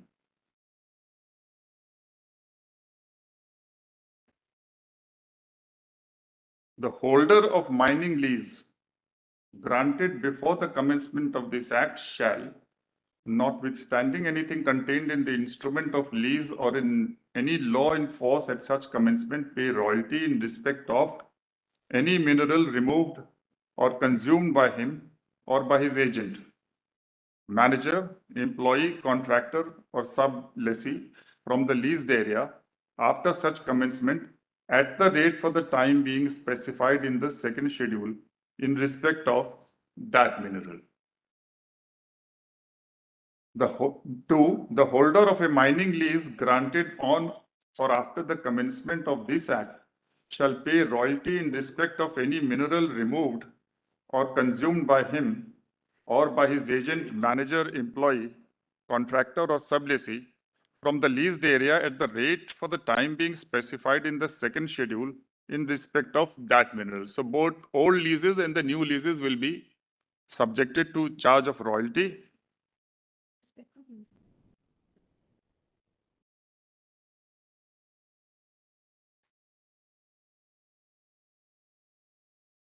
The only exception with regard to coal is 2A, that to the extent the workmen consume coal for their own purposes, subject to limitation, royalty will not be charged.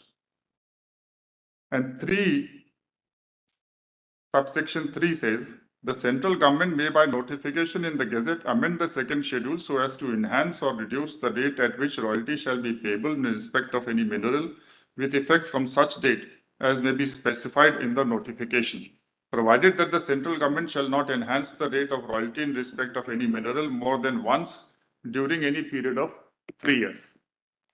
So that then is the provision of royalty and 9A. Royalty is not defined under that. No, It's not defined. no.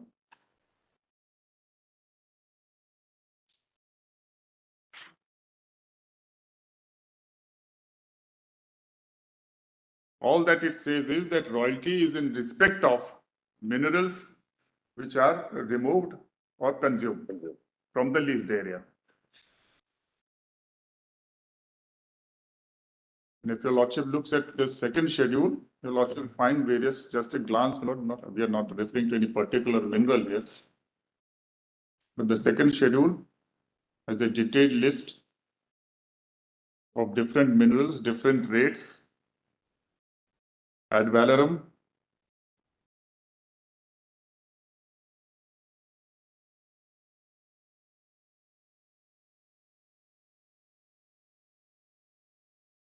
so question, one of the question is whether this royalty which is levied under section 9 is in the nature of tax, either on a plain reading or by, my lord, bringing in Article 366(28) of the Constitution, which says, which can be seen at this page.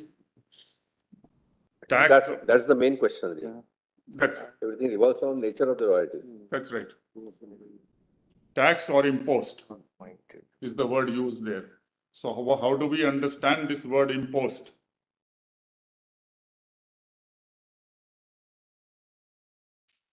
Kindly have a look at section 366. Section 36. Article 366, 28.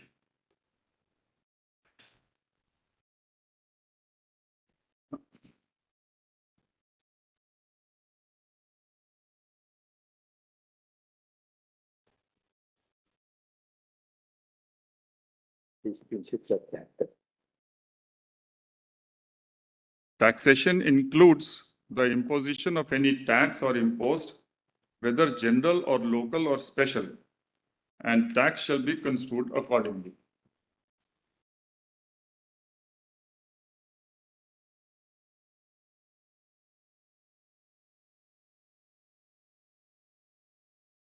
So one question is, how do we look at this word impost as something completely different from the word along with which it occurs, namely that it should be in the nature of a tax.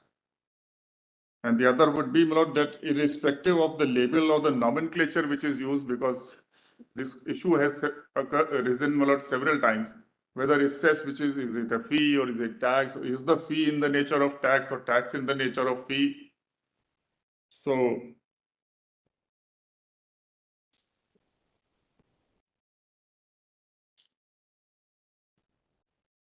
What is the implication of holding it one way or the other?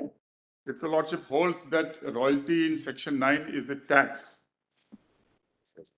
Then the next step which the respondents take is that royalty is with respect to minerals removed or dispatched, so it has connection with the minerals, the mineral rights, and consequently, it will be a provision which is a limitation within entry 50.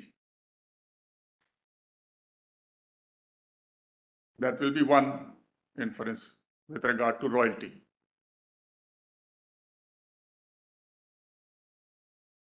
So it will be, therefore the question arises, if we treat this as a tax, then it becomes a case on a plain reading of 9, 1, 2 and 3, where Parliament has arrogated to itself the power to impose tax. It's not imposing any limitation. You will not do it, I will do it. That's the consequence of considering it a tax. 3 says only central government by notification can amend the schedule so as to enhance or reduce.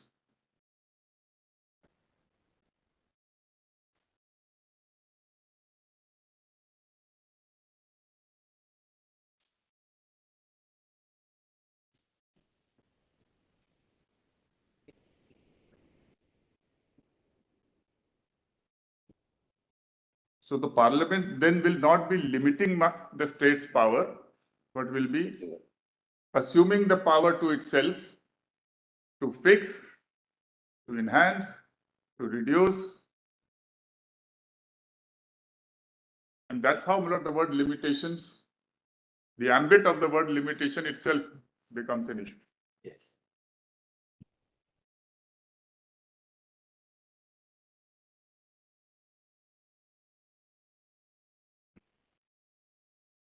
And this is quite apart from the fact that the expression royalty has been used even in the 48 Act. When the Parliament was mentioning both royalty and tax side by side. Right. But now your lordship will not find any provision which imposes a tax. It does not use, except in the case of recovery, that is section 25.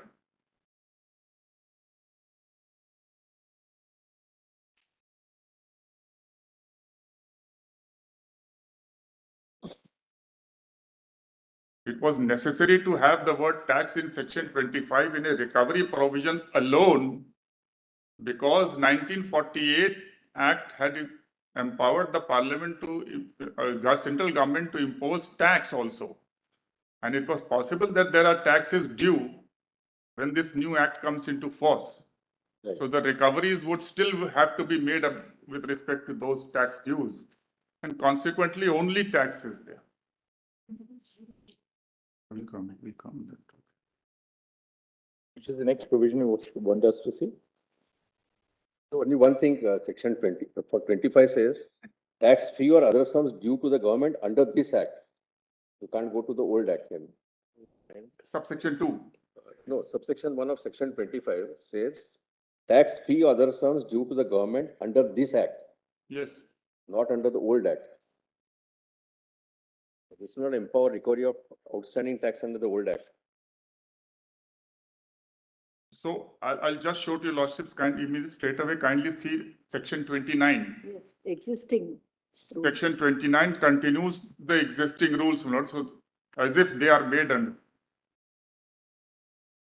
as if this act has been in force on that date. All rules made or purporting to have been made under the Mines and Mineral Regulation and Development Act 1948 shall, insofar as they relate to matters for which provision is made in this act and are not inconsistent therewith, be deemed to have been made under this act as if this act had been in force on the date on which such rules were made and shall continue in force unless and until they are superseded by any rules made under this act. So those the rules under the 48 Act were made in 1949. So they were continued. This act itself came in 1957 after the first elections. Yes. And The rules, as your lordship are aware, were made in 1960. Mineral concession rules 1960, which repealed the old rules. That appears to be the only intent of 25. Otherwise, it's a recovery provision, as your lordship will see on a plain reading. It says, any rent, royalty, tax, fee, other sum due to the government under this act or the rules made thereunder or under the terms and conditions of mineral concession may on a certificate of such officer may be specified, be recovered in the same manner as an arrear. It's not a provision. 25 doesn't impose a tax. Recovery provision. Recovery. And it's an omnibus provision, so whether it doesn't take care of what is due or not due, it lumps together everything and gives a wide power for recovery. But the tax imposition has to come by some specific provision. And royalty is something, Lord, there's one concept, Lord, which in Gannon Dunkerley, which your lordship deployed, namely, Lord, that if a particular expression like sale was being commonly used and understood in a particular manner in the sense of sale of goods act. So therefore, wherever this entry 54 of the word sale was understood in that sense. Likewise, royalty, Lord, was not something unknown. This was being recovered. In fact, one finds mention of this in even Kautilya's Arthashastra. So Iron Age, Lord, came much before, so mining is not that was unknown to India, only after the Britishers came. So with respect to, one clearly understands, state is the owner of the minerals. There's no dispute again, I hope so. Unless and until, my lord, the land, etc. is acquired specifically by Parliament under some law. No, there may be a dispute where the land is a patta land. That again is a controversy. Then there is a private person who will be owning. And that is a very important aspect which I am relying upon. If royalty is a tax, and if state is mining on a private person's land, then it has to pay royalty to that private person. So is the state or the central government not paying royalty tax to the private person? So royalty, therefore, is consistently used in the sense, prevailing sense, namely that it is a return for parting with my ownership right to the lessee. The state and the government can itself mine, extract minerals and sell it. Instead of doing itself, it grants a lease. And under the lease, the lessee then assumes that right. And a lease is nothing but a contract. What happens if the owner of the land himself mines? Then no royalty, it won't No be. royalty is due. Yes. But if it transfers that right, then it says, all right, you will be selling, you will be earning profits. So I must get it. It's just like, Lord, if I author a book and I give it to a publisher, I transfer my copyright to the publisher and the publisher earns profit on that by publishing a number of copies. So I say that I must get as an owner. So it's no different. And that's how it is used.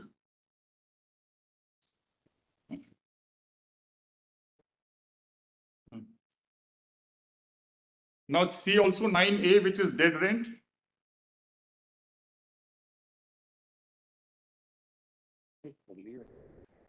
Was the owner of it? 9A, dead rent. It is intricately connected with royalty because if somebody doesn't mine, even then he has to pay dead rent. The holder of a mining lease, whether granted before or after the commencement of the Mines and Minerals Regulation and Development Amendment Act 1972, shall, notwithstanding anything contained in the instrument of lease or in any other law for the time being in force, pay to the state government every year dead rent at such rate as may be specified for the time being in the third schedule for all the areas included in the instrument of lease. Yes. Then proviso is important. Provided that where the holder of such mining lease becomes liable under section 9 to pay royalty for any mineral removed or consumed by him, or by his agent, manager, employee, contractor, or sublessee from the leased area, he shall be liable to pay either such royalty or the dead rent in respect of that area, whichever is greater. So if the mineral dispatched result in a royalty which is lesser than the dead rent, then you have to pay dead rent. If you don't mine at all, you still have to pay dead rent. So that's the price which I am asking for myself, for that, namely the state, because the land has mineral and has been given to you for purposes of certain activity. So dead rent assures a minimum return, and royalty may be a higher return or a lesser return. But only one of the two is payable, whichever is greater.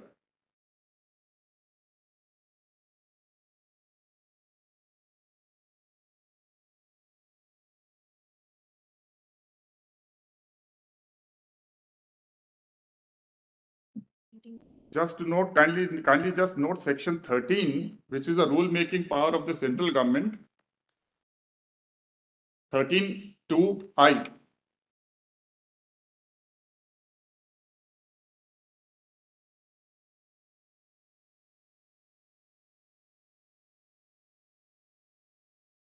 Empowers rules for making of rules for regulating the grant of mineral concession.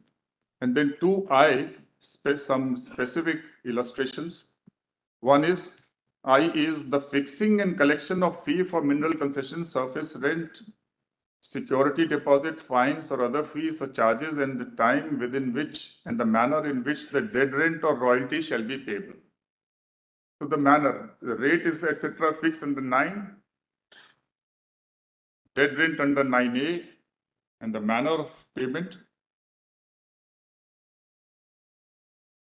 Now section 15(1)(a) small g is for minor minerals, and the state has power to make rules.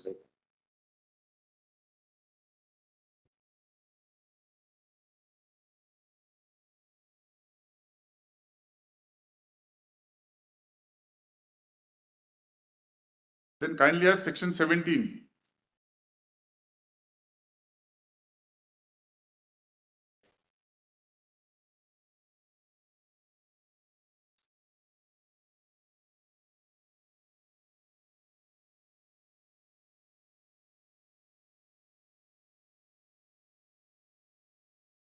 As the caption of above section 17 shows, it's a special powers of central government to undertake prospecting or mining operations in certain cases.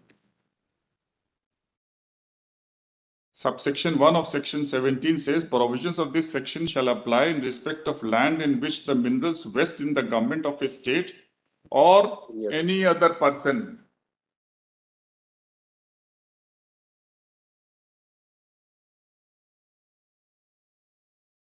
Then kindly have 3. Where in exercise of the powers conferred by subsection 2, the central government, I'm sorry.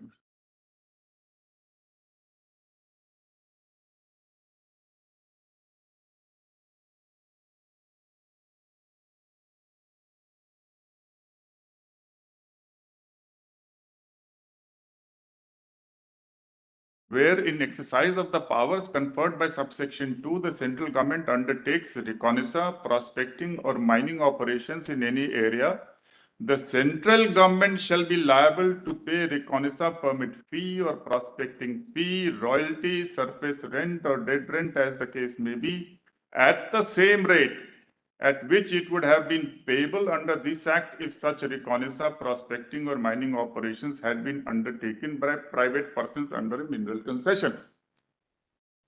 Now, if we treat royalty as a tax, then it will be a strange case of the government paying tax to the private persons. Therefore, royalty under this act cannot be understood as tax. It has to be understood as a return, because the land belongs to and mineral belong to the private person. To the private person, you have to recompense him by paying a return which you are yourself charging.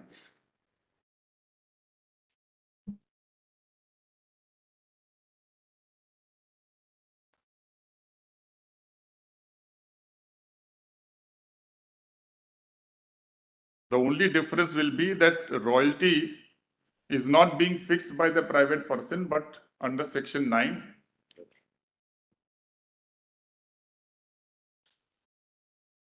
But that's a matter of regulation. Now 17 capital A, reservation of area for purposes of conservation. The central government, with a view to conserving any mineral and after consultation with the state government, may reserve any area not already held under any prospecting license or mining lease, and where it proposes to do so, it shall by notification in the official gazette specify the boundaries of such area and the mineral or minerals in respect of which such area will be reserved.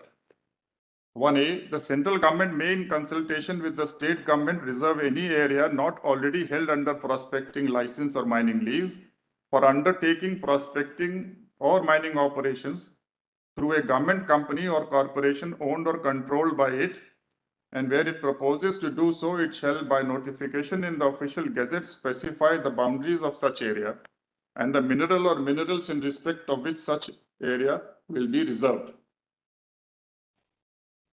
Now with this, if your lordship sees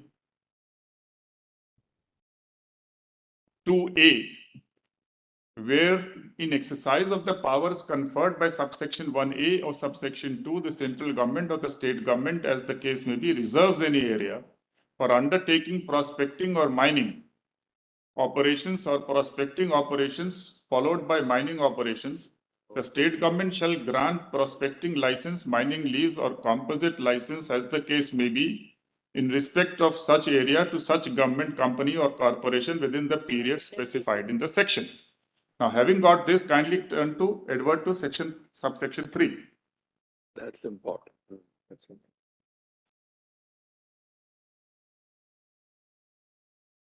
Although 2C also envisages some payment on account of this, but pertinent is 3, subsection 3, where in exercise of the powers conferred by subsection 1A or subsection 2, the central government or the state government, as the case may be, undertakes prospecting or mining operations in any area in which the minerals vest in a private person, it shall be liable to pay prospecting fee, royalties, surface rent, or dead rent, as the case may be, from time to time at same rate at which it would have been payable under this act if such prospecting or mining operations had been undertaken by a private person under a prospecting license.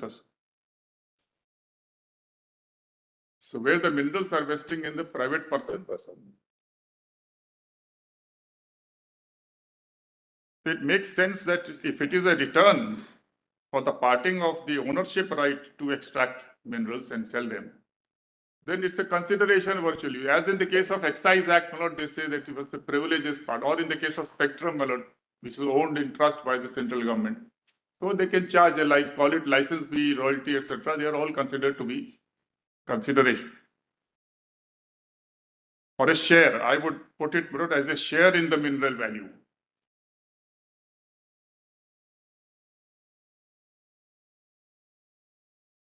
My Lord Justice O was asking about mineral development. There's something in section 18. Right, correct. The whole chapter begins with this development of minerals.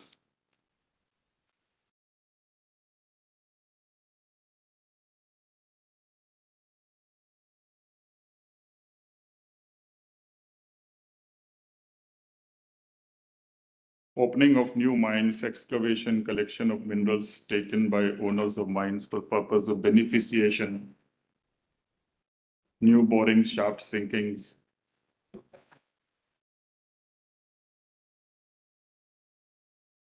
So it's understood in a slightly wider sense.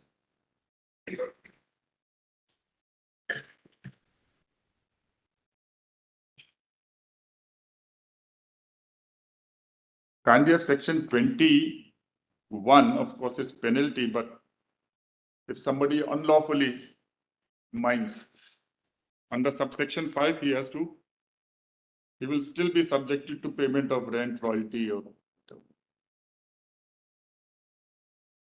or tax, as the case may be.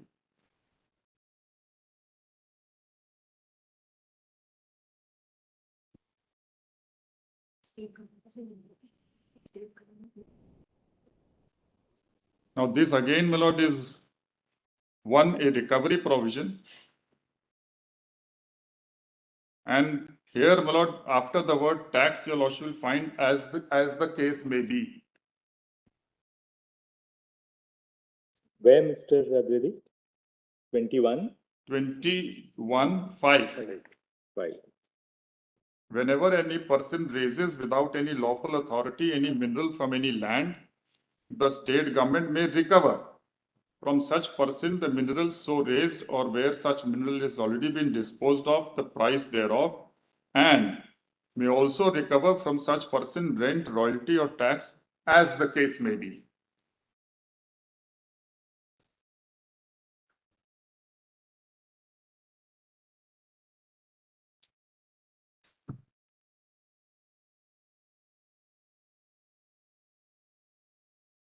Then is section 25, which is one of the provisions relied upon by the respondents.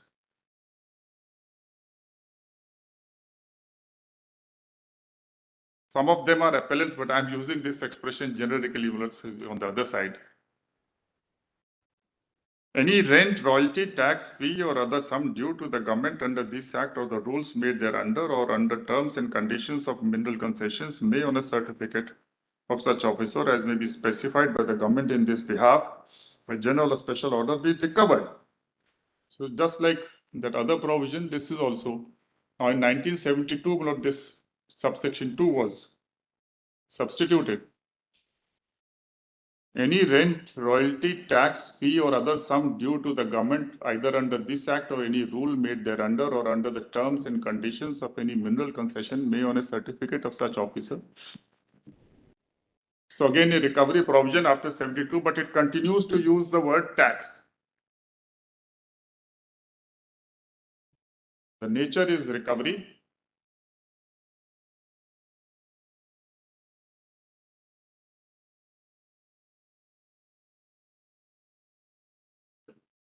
(29) I have already read.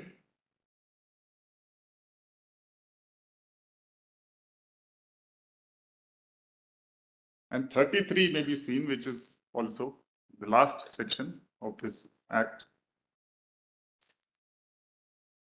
All acts of executive authority done, proceedings taken, sentences passed under the Mines and Minerals Act 1948 with respect to regulation of mines and development of minerals during the period 26 January 50 and ending the date of the commencement of this act, the government or by officer of the government or by authority in belief or purported belief that the acts, proceedings or sentences were being taken or passed under the said act shall be valid and operative as if they had been done, taken or passed in accordance with law. So even if there was some irregularity or something, there's still.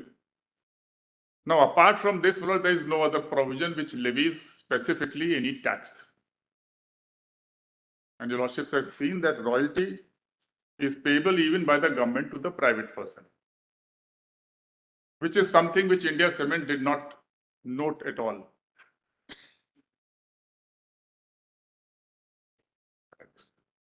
Now, just one rule, mineral concession rules, as a lordship will find.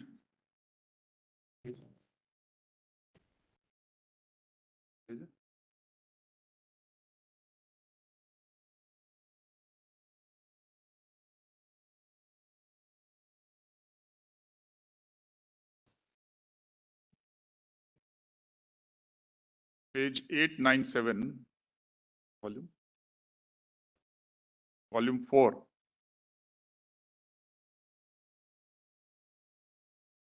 The 1960 rule.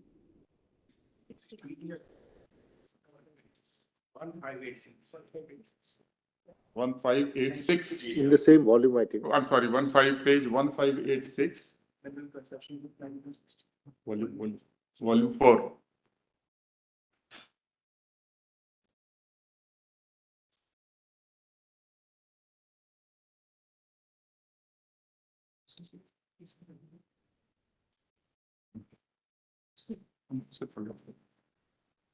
Kindly have rule 64, capital A, which is only. Right hand, follow my.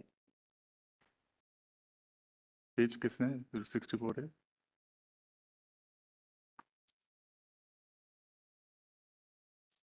तो sharing वाला कौन सा था? 57?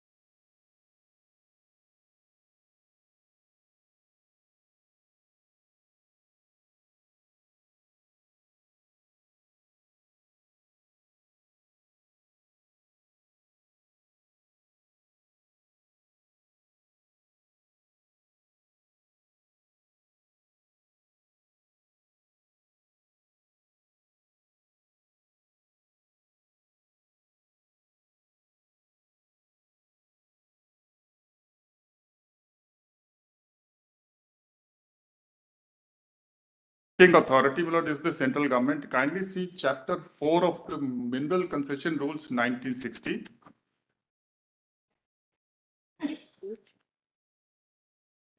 One five nine five. 1559. At page 1595.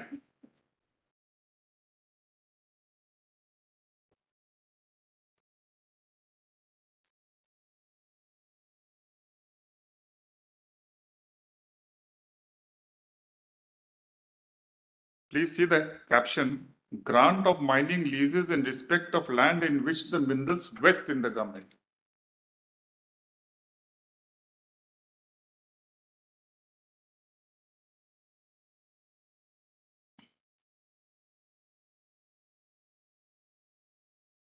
Then please advert to Rule 27.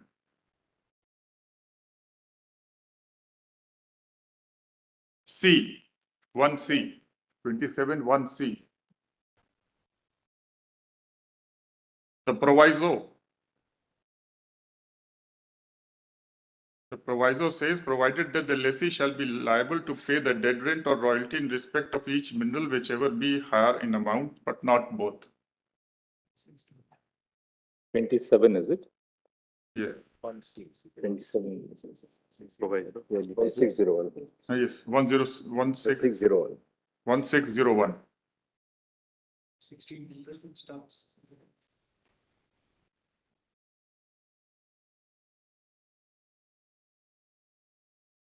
Stakeholder D is important. Very important. May I continue after lunch? Continue after that.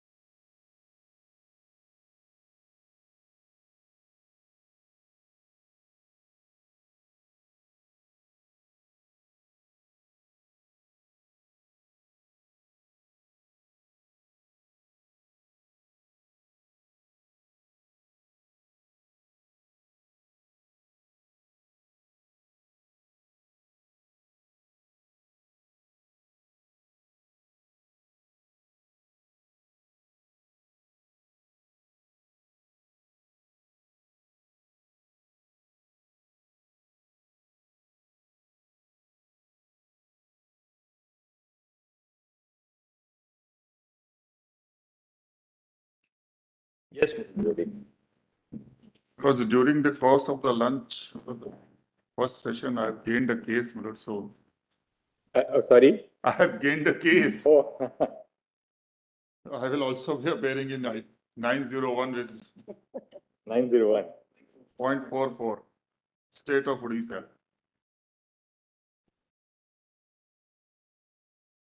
CA 901 of 901.44. CA number 1883 of 2006.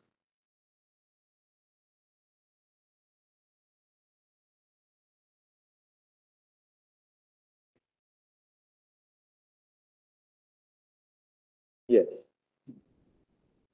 I had shown chapter 4 of the Mineral Concession Rules 1960. Now, if your lordship turns to chapter 5, at page 1608, volume 4.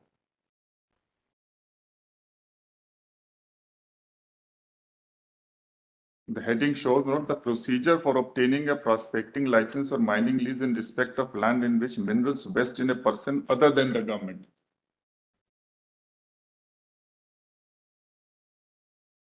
And 41 elaborates that, where minerals vest exclusively in a person other than the government.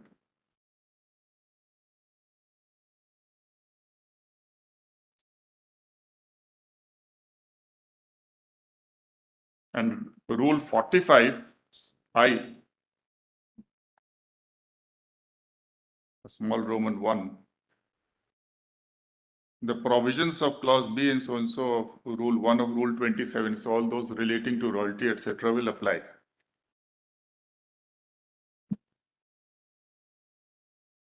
Yes. The important part which you want to stress is, of course, the fact that the minerals in that case vest in a person other than the government. That's right. So it can't be taxed. It will be very, to say the least, inconsistent to the constitutional scheme that the state is paying a tax for.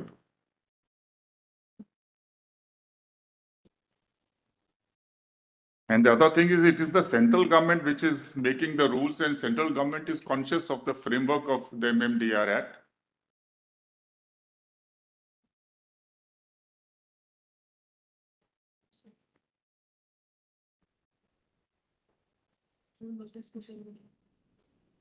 And please see sub-rule 4, Roman 4, 45, Roman 4.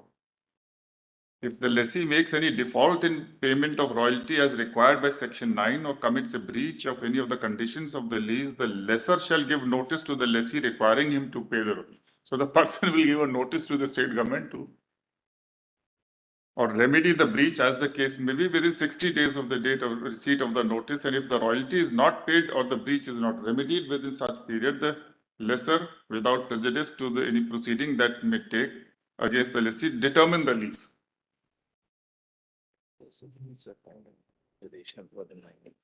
Then please see chapter 6. Now there it envisages some land where some leased area where partly it is owned by them and partly by the private person.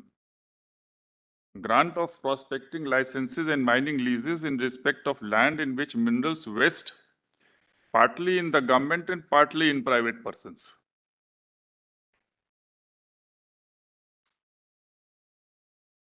Then rule 53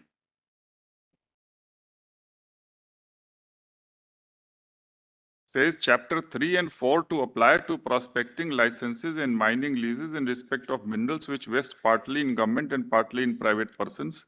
The provisions of chapter 3 and 4 shall apply in relation to grant of prospecting licenses and mining leases in respect of minerals which vest partly in the government and partly in private person, as they apply in relation to the grant of prospecting license and mining leases in respect of minerals which vest exclusively in the government at par, provided that the dead rent and royalty payable in respect of minerals which partly vest in the government and partly in private person shall be shared by the government and by that person in proportion to the shares they have in the minerals. So now this can't be a sharing of tax between government and private person.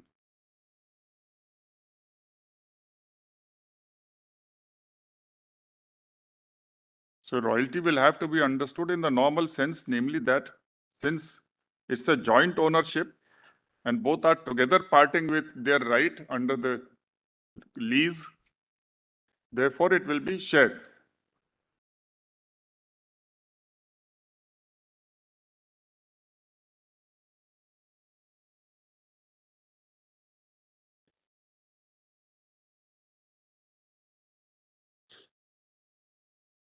Now, I will not read it, but Lordship may just note 64D, capital D.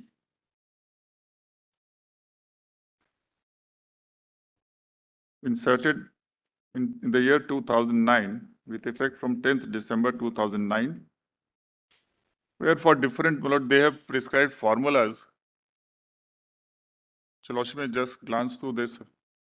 64 is the interest for Huh.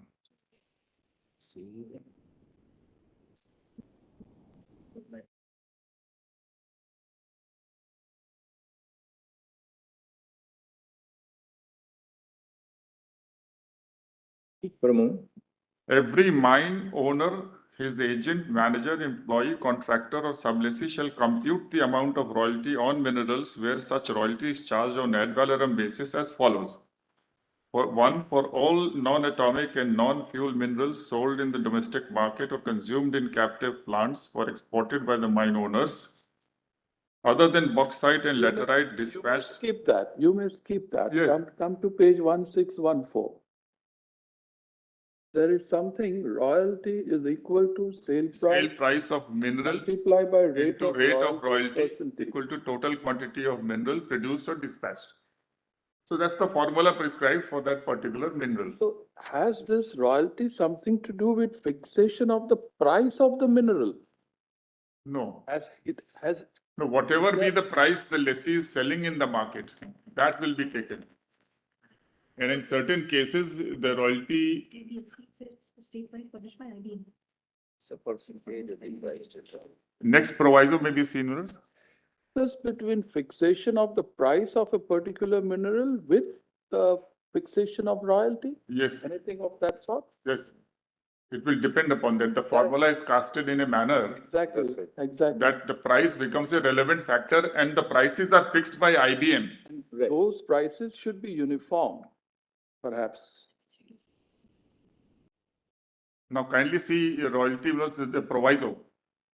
Provided that if for a particular mineral, the information for a state for a particular month is not published by the Indian Bureaus of Mines, the latest information available for that mineral in the state shall be referred. Failing which, the latest information for all India for the mineral shall be referred. Percentage of sale price. Percentage.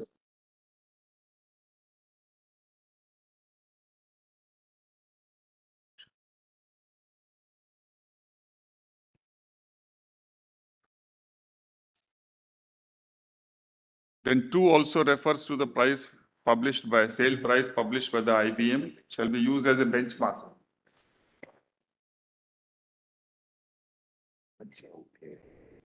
The last 3 lines of 3 also for primary gold, silver, copper, nickel.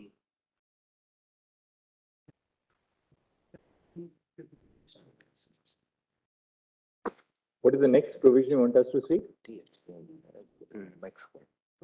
And 64A contemplates interest 24% if there is delay in payment of royalty.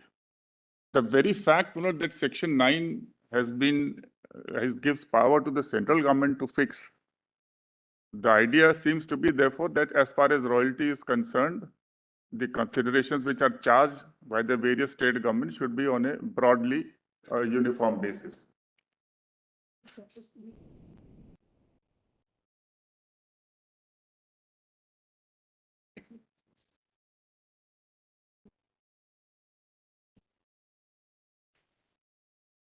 And Rule 68 now repeals the 49 rules. Right.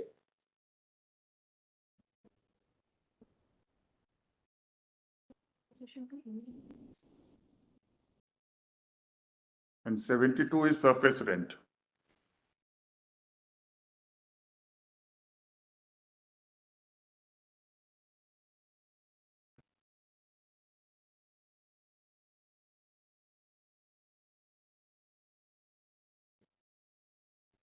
Now kindly see the Form K in which the lease is granted at page 1644.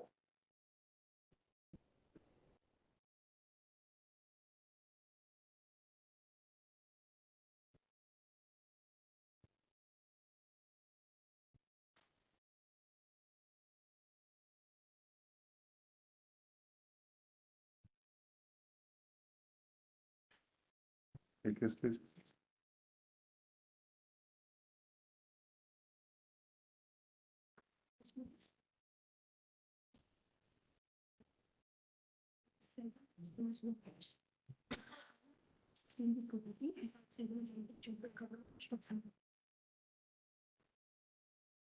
Turn to part 5 of this Form K, which will be at page 1648.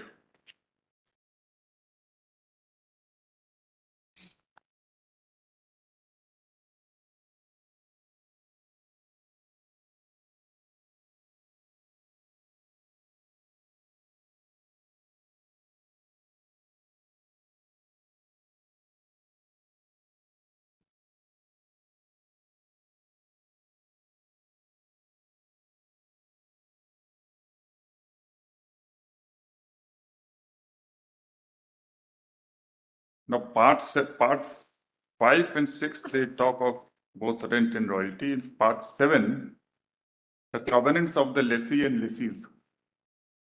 1, the lessee or lessees shall pay the rent, water rate, and royalties reserved by this lease at such times and in such manner provided in parts 5 and 6 of these presents, and shall also pay and discharge all taxes, rates, assessments, and imposition whatsoever, being in the nature of public demands, which shall from time to time be charged, assessed by the authority of the central and state governments upon or in respect of the premises, works of the lessees in common with other premises, and works of a like nature, except demands for land revenues. So one other. Royalty is a payment made for any mineral removed or consumed. That's right. By the lessee. See, that is evident from part 5, rule 1 or clause 1. Yes. Provided that where the holder of such mining lease becomes liable under section 9 to pay royalty for any mineral removed or consumed by him. That's what fully section 9 as well says. That's right. That's why if you don't remove mineral or Then consume, then you pay dead rent. Dead rent. Or even where you have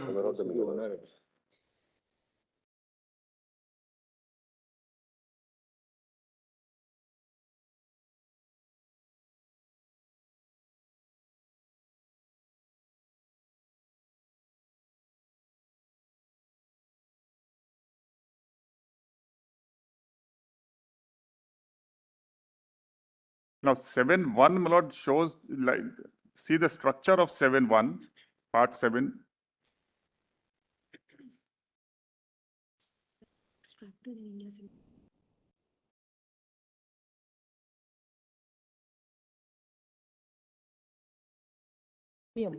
Competition of The covenants. The lessee shall pay the rent, water rate, and royalties reserved.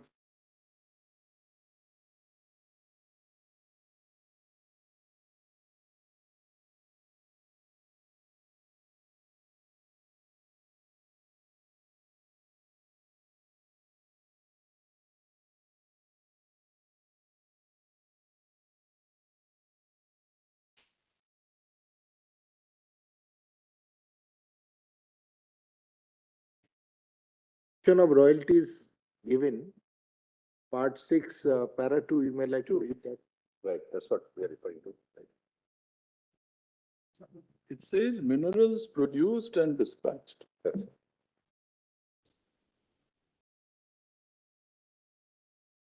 My lords are referring to which clause? Part 649. Part 6, clause 2. 649. 1649. Yes.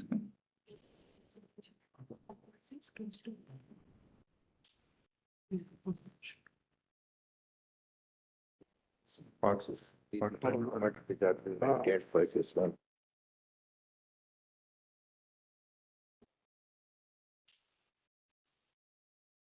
That's for keeping account of what is produced and dispatched.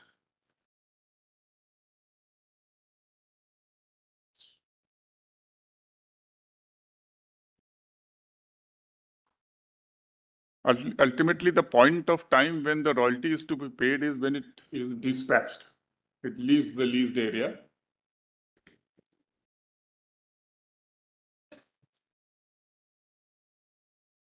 What I was pointing out to my lords in part 7, condition 1,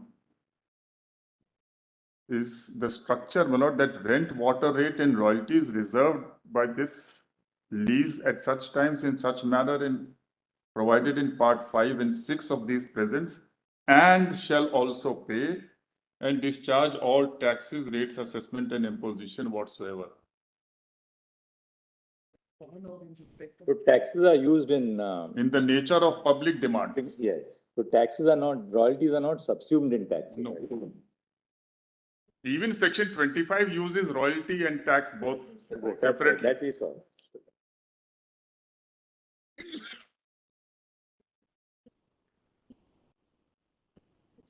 And one explanation I gave, my lord, about why only a recovery of tax provision is there, referring to the previous act and the rules.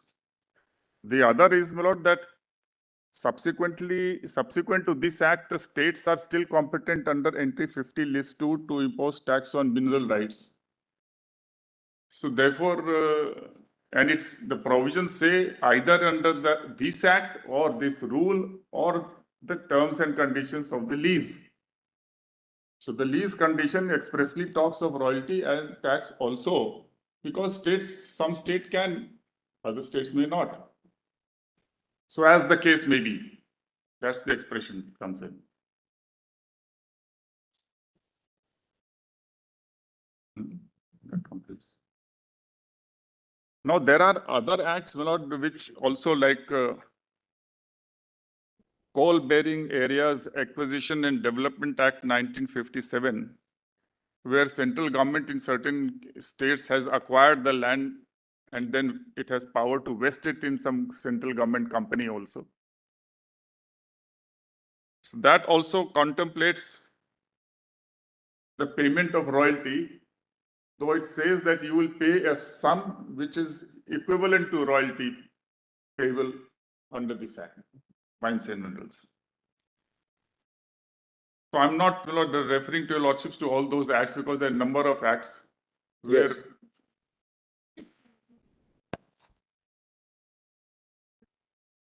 this is section 18A of Coal Bearing Areas Acquisition and Development Act 1957, page 1396 at 1404.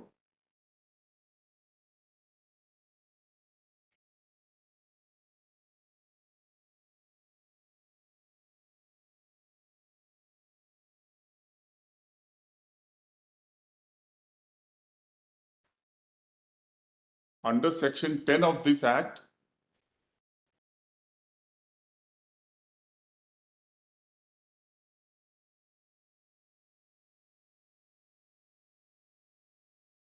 the central government can acquire either the land itself or the rights in the land.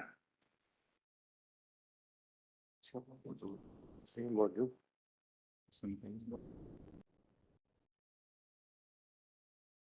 Page 1400, section 10. Section 9, allow me to place 2 or 3 sections. Coal Bearing Areas Act? Or? Yes, Coal Bearing Areas Acquisition. Where do we get it? Page 1399, volume 4.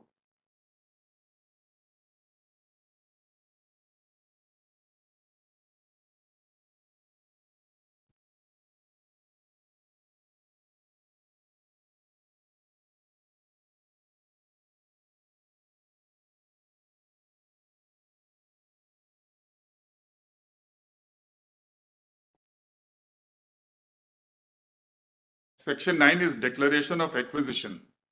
where the central government is satisfied after considering report, if any made under it, that any land or any rights in or over such land should be acquired, a declaration shall be made by it to that effect, and different declarations may be made from time to time in respect of different parcels of land or of rights in or over such land covered by the same notification under section 1 of 7, irrespective of whether one report or different reports has been made, provided that no declaration in respect, something like section 6 of the Land Acquisition Act. But the importance of this section is that it is the Parliament is visualizing the land itself and the rights in or over such land differently and separately. They are distinct rights. Even under the MMDR Act, when the lease is granted, so the right to the leased area in the form of lease is by virtue of the grant of lease. But the right to extract the mineral and dispatch it is by virtue of the conditions of the lease. So either of the two can be acquired or both. Then 10 says vesting of land or rights in central government.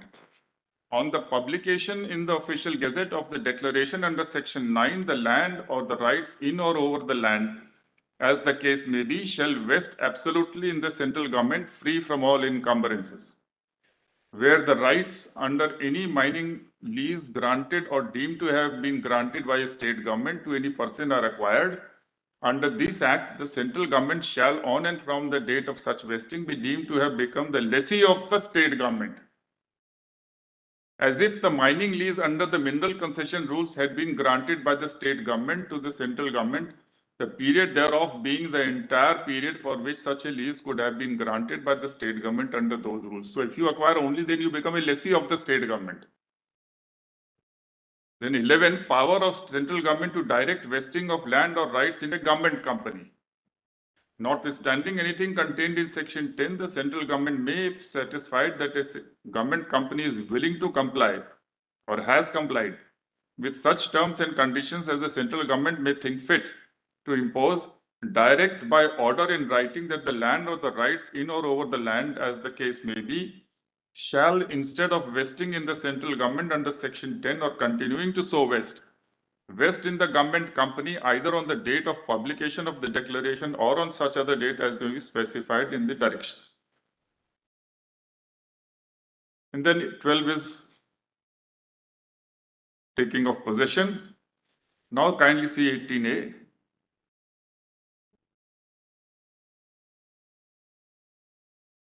Payment to state government in lieu of royalty. Notwithstanding anything contained in this act where any land or any rights in or over land belonging to a state government, other than the rights under a mining lease granted or deemed to have been granted by the state government to any person vested in central government under section 10 or in a government company under section 11. The central government or the company, as the case may be, may pay to the state government such sum of money as would have been payable as royalty by lessee had such land or rights been under mining lease granted by the state government.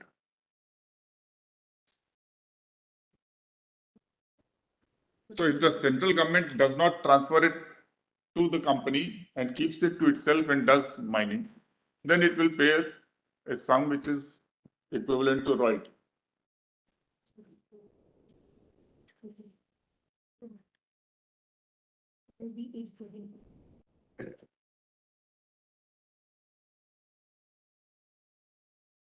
All right, no, then I'm done with this. Section 16.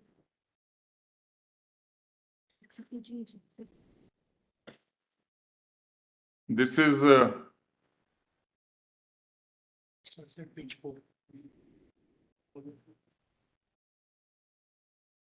4B, the Offshore Areas Mineral Development and Regulation Act 2002.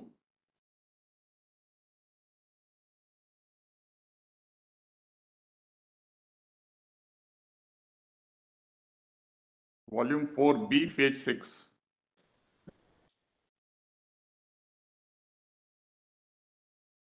Section. Kindly see section 16 at page 13.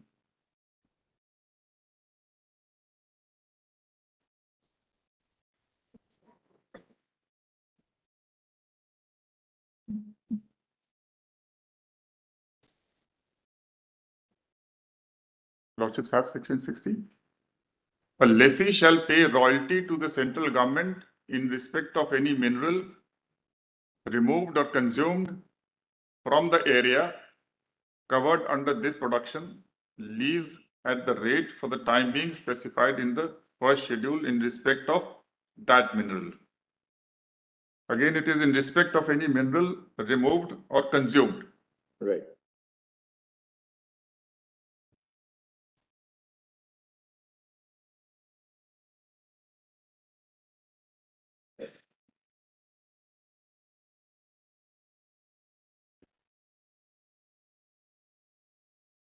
So the question now, my lord, is, having seen the scheme of royalty, the fact that a private person pays royalty to the government and the government pays to the private person if the government is mining in an area where the minerals are owned by a private person. I submit that that fact alone is enough to conclude that royalty under the MMDR Act or the other cognate acts is not a tax. Because a tax, my lords, as enunciated by this court, is a sovereign imposition for in public interest to meet the needs of the government.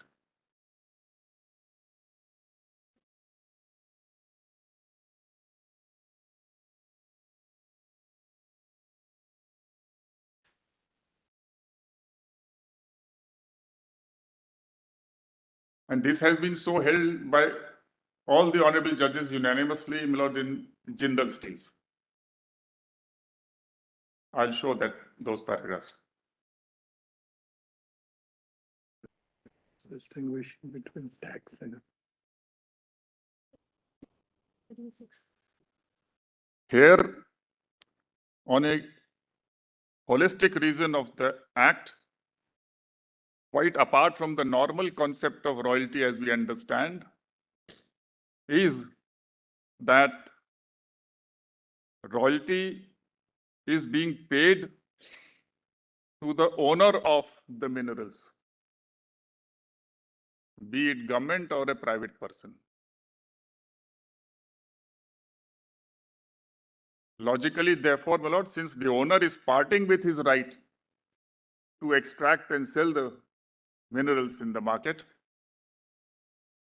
in favor of a lessee or a deemed lessee under law, therefore, the lessee is required to pay a particular share.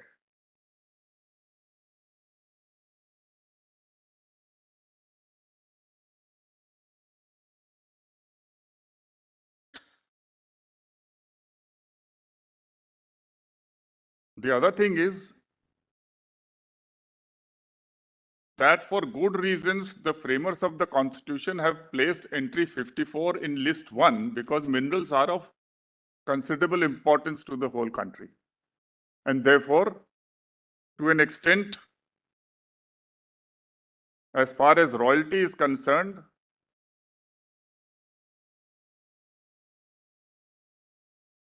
some broad uniformity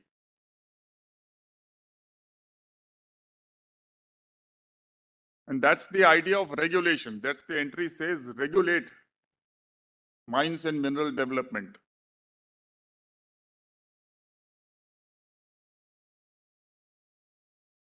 Before independence, many state provinces were making their own rules and own royalties were being fixed in the way they wanted.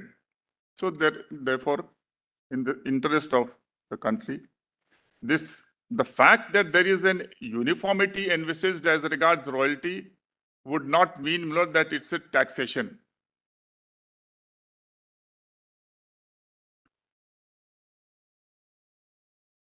The fee can be uniform, the prices can be uniform. So various charges, levies, impositions, they can all be uniform or differentiated. Even the parliament, while fixing royalty, as the lordships have seen in the rules, they can fix different royalty for different minerals. And parliament is also competent to fix a different rate of royalty for different states if it can classify it appropriately. So that idea of classification remains with the central government, and it can do that. So whether it wants a complete uniformity or broad uniformity or differentiated rate of, it's up to the central government. Indeed. But that does not make it a tax. Because one of the assertions from the other side is that since it's a uniform imposition by the parliament under this, so therefore it's in the nature of tax. And for that, they draw sustenance from the word imposed in Article 366(28).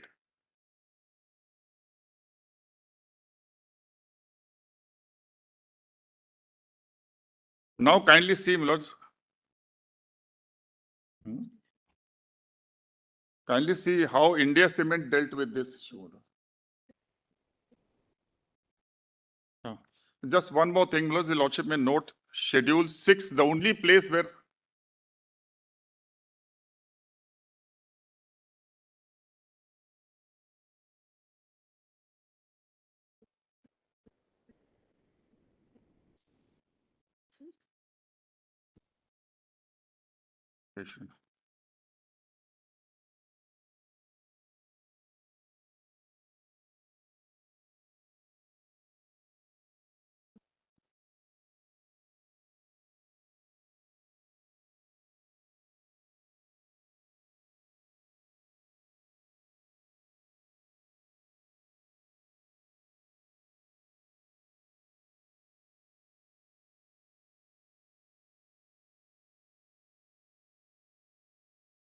kindly have a lot before the case, not Schedule 6. The only place where Constitution uses the expression royalty is in Schedule 6.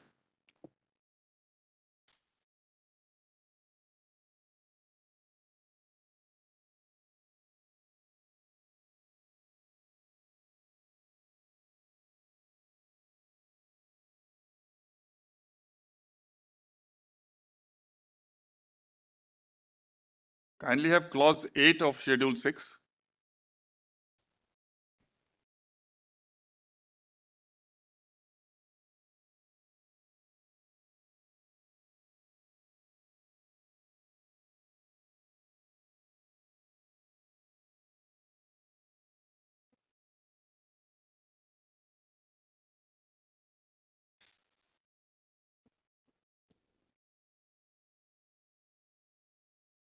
Now, this sixth schedule refers to Article 244(2) and 275(1).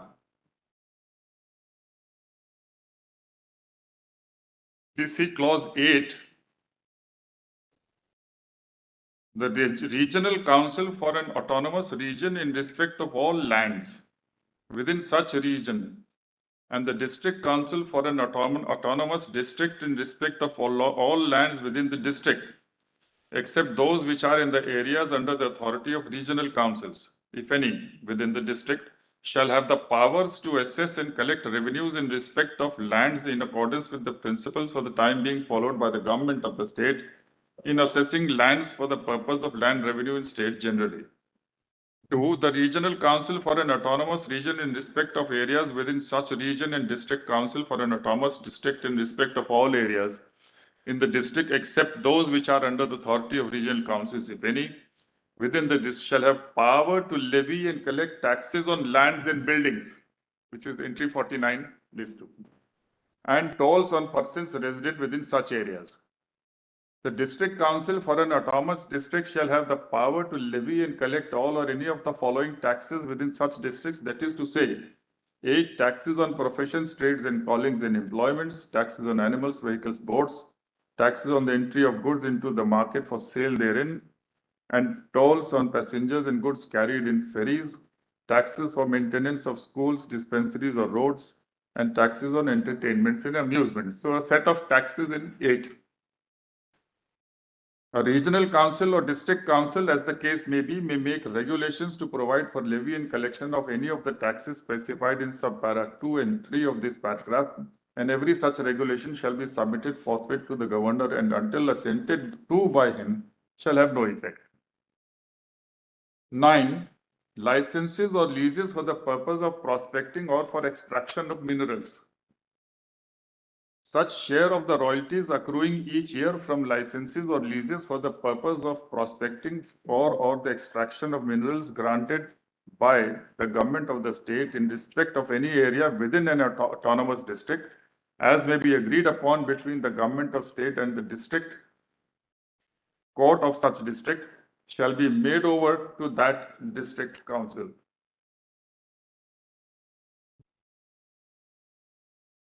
It's interesting that the district court is brought in. I don't know, is it correct? Should be district council. It should be council. Distinction. Yeah. Distinction. If any dispute arises, shall be referred to the governor for the determination.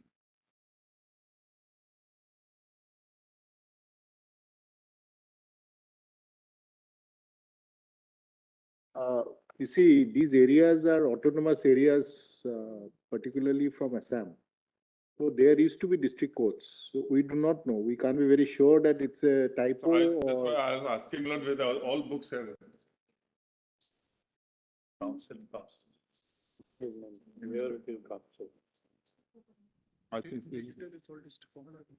Huh? District council, digital, but they are district council constituted. No, it is district council otherwise, because councils are there. So just cross-check whether it is a typo or it should be council, district councils are there, the elected bodies. It's typographical. District councils are elected bodies, so far as those areas are Yeah, concerned. it's district council. Council, elected bodies. Council.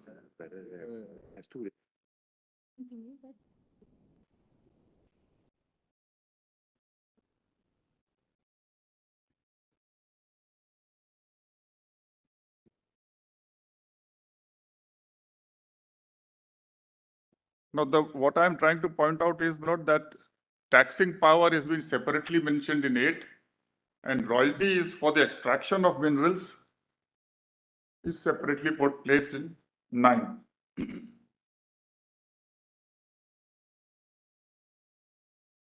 India Cement. Volume 5, 1151.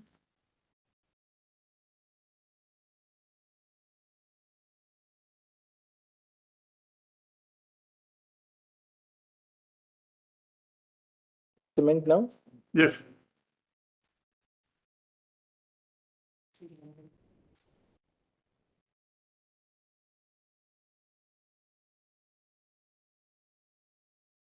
Having placed, my lord, how the courts have dealt with this issue, just 4 or 5 cases, and then I'll advert to 366/28.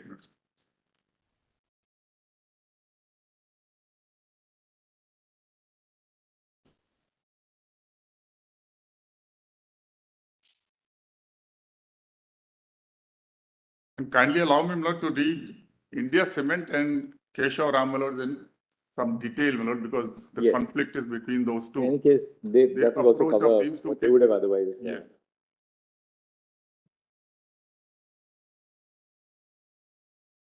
Kindly come to page 1155, Of volume 5.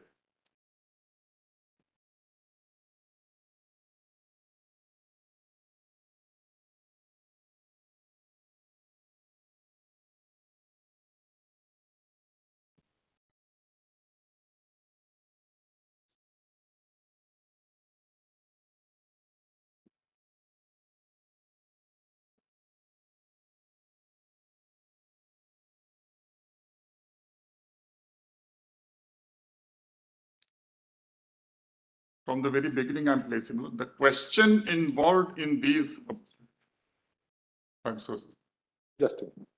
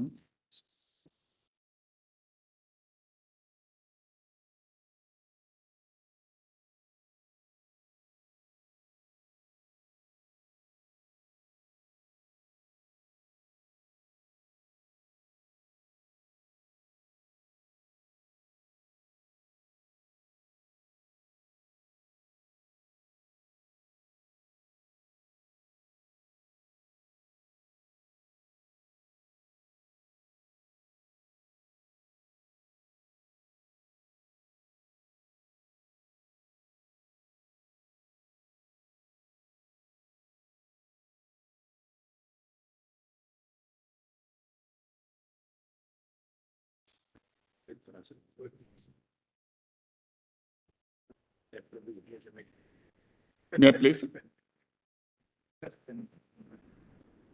I think Justice Bhuya is some problem. Yes. It's fine. The question involved in these appeals, especially petitions and writ petitions, is whether levy of cess on royalty is within the competence of the state legislature. In order to appreciate the question, it is necessary to refer to certain facts. Civil appeal so-and-so is an appeal by special leave from the judgment and order of the High Court of Madras dated 13th October 69. In writ appeal number 46467, the appellant is a public limited company incorporated under the Indian Companies Act 1913. The company at all relevant times used to manufacture cement in factory at Talayuthu in Tirunelveli district and at Sankari Durg in Salem district of Tamil Nadu. By GO dated 19th July 63, the government of Tamil Nadu sanctioned the grant to the appellant mining lease for limestone and concur for a period of 20 years over an extent of 133.91 acres of land in the village of Chinagondanur, Taluk, Salem district, out of the extent of 133.91 acres comprised in the mining lease. An extent of 126 acres was patta land and only the balance of 7.7 acres government land. This lease was in accordance with mineral concession rules. 1960. Similar part of the land was patta land and part was government land. Two surviving members. In their both on this side. We have a little bit of connect on this side also. That's it, that's it. I was about to say that. Right. Correct, correct. The last thing. Then Chief Justice, this will be ultimately it comes down to this. Do we accept the Mysore Patna view or do we accept the Rajasthan Patna? That's how it was argued. And the most pleasant surprise on our side was when Mr. Parasaran got up and supported the petition. This time also the union has filed an affidavit.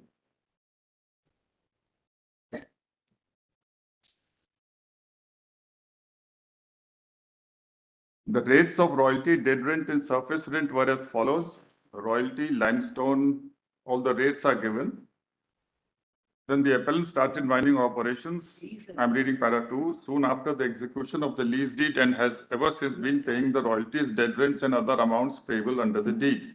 Under section 115 of the Madras Panchayats Act, as amended by the Madras Act 18 of 64, the royalty, the appellant was required to pay local cess at 45 paisa per rupee. It may be mentioned that the said imposition was with retrospective effect along with the local cess surcharge under section 116. The contention of the appellant is and was at all the relevant times that cess on royalty cannot be levied. This may be marked below that the issue is only whether cess on royalty. This is the common question which falls for consideration and requires determination in these appeals and petitions.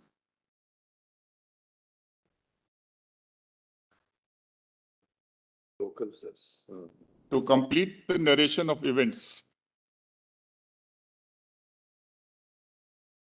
it has to be noted that the collector sent a communication on April 10, 1965 demanding cess or royalty payable under the Act on Minerals carried on during the period July 1, 1961 to December 31, 1964, and the petitioner was threatened by serious consequences in case of default of payment on receipt of that communication. Thereafter, writ petition number 1864 of 1965 was filed in High Court of Madras, where the judgment delivered by order so learned single judge of the Madras High Court Justice Kailasam dismissed the writ petition, holding that the cess levied under Section 115 is a tax on land and as such falls under entry 49 state list of the 7th schedule of the Constitution and was within the competence of the state legislature. A reliance was placed by learned single judge on the decision of this court in HRS Murthy versus Collector of Chittor, another constitution bench judgment of Honorable 5 judges. He held that cess levied under Section 15 was a tax on land, though fixed with a reference to the land revenue in regard to Section 116 of the Act. The learned single judge held that the maximum limit had been prescribed by the government by rules, and therefore there was no arbitrariness about the levy. Subsection 1 of Section 115 enjoins there shall be levied in every panchayat development block a local cess at the rate of 45 paisa on every rupee of land revenue payable to the government in respect of any land for every fasli. An explanation to the said section was added and deemed always to have been incorporated by the Tamil Nadu Panchayats Amendments and Miscellaneous Provisions Act 1964, being Tamil Nadu Act 18 of 1964, which provided as follows. Explanation. In this section and in section 116, land revenue means public revenue due on land and includes water cess payable to the government for water supplied or used for irrigation of land, royalty, lease amount, or other sum payable to the government in respect of land held directly from the government on lease or license, but does not include any other cess or the surcharge payable under section 116, provided that land revenue remitted shall not be deemed to be land revenue payable for the purpose of this section. Subsection 2 of section 115 provides that the local cess shall be deemed to be public revenue due on all the lands, in respect of which a person is liable to pay local cess, and all the said lands, the buildings upon the said lands and their products shall be regarded as the security for the local cess. Subsection so-and-so of section 115 of the said Act deal with the application of the cess so collected for various purposes mentioned therein. In the controversy before us, the said provisions need not be considered. Section 116 of the Act is as follows. Every Panchayat Union Council may levy on every person liable to pay land revenue to the government in respect of any land in the Panchayat Union a local cess surcharge at such rate as may be considered suitable as an addition to the local cess levied in the Panchayat Development Block under Section 115, provided that the rate of local cess surcharge so levied shall not exceed rupees 250 paisa on every rupee of land revenue payable in respect of such land. The word shall not exceed 2 rupees 50 paisa on every rupee was substituted for the word shall be subject to such maximum as may be prescribed by Section 3 of the Tamil Nadu Panchayat Act 1970. And these words were substituted for the word shall not exceed 1 rupee and 50 paisa on every rupee of land revenue by Section 2 of the Amendment Act 1972. So that's how the matter came up. Now what is to be noted is not that here the cess which has been imposed is with respect to land revenue and royalty is one element. If we come back to the explanation in Section 5, the cess was para 5. The explanation to Section 115 shows that the cess was on land revenue and royalty was one element amongst others.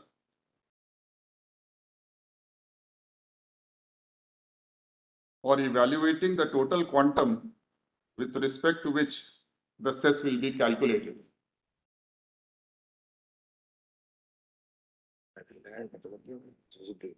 It was not a simpliciter cess on royalty.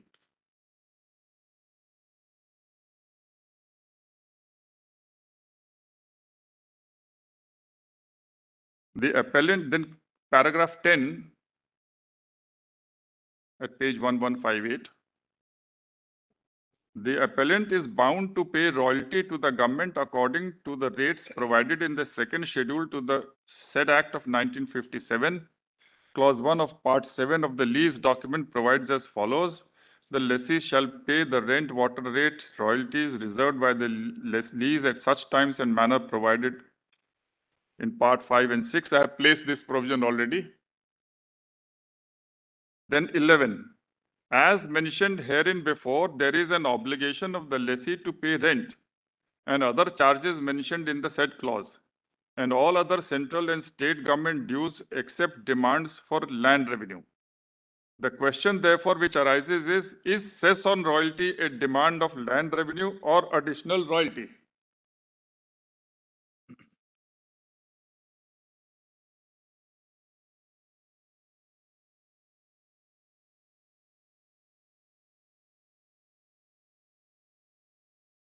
One can understand this question as posed, Lord, that because if conclusion is that the cess on, in as so far as royalty is there, the element of royalty goes up.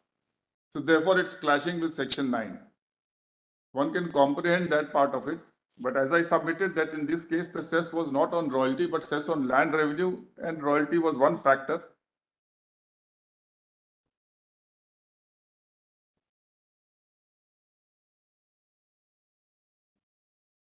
Then kindly come to para 14. 12. 12 is the mention of counsel. Give us some more clarity. All right. Last 6 lines. For the appellant and or petitioners, we have heard Mr. Nariman, Mr. Chitle, Mr. Salve, and for the interveners, Mr. K.D. Prasad, Mr. Chaudhary, Ms. Sita Vedalingam.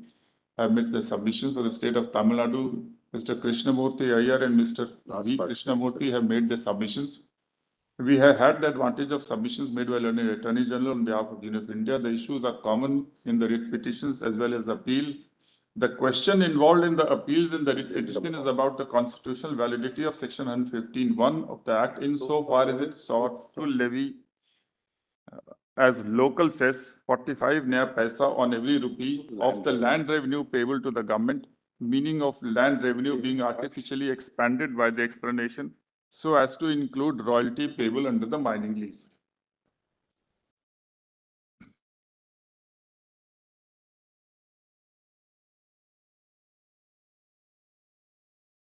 In this connection, it may be appropriate to refer to the statement of objects and reasons for the amendments which stated inter alia as follows. Under the explanation to section 115 of the Act, land revenue means public revenue due on land and includes water cess payable to the government for water supplied or used for the irrigation of land, but does not include any other cess or surcharge payable under section 116. The explanation does not cover royalties, lease amount, or other sum payable to the government in respect of land held direct from the government on lease or license, which were included in the definition of land revenue under the Madras District Boards Act.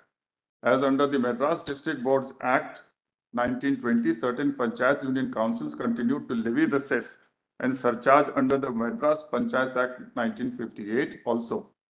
It is considered that the levy should be on the same basis as under the Madras District Boards Act 1920. It is therefore proposed to include royalty, lease amount, and other sums payable to the government in the definition of land revenue.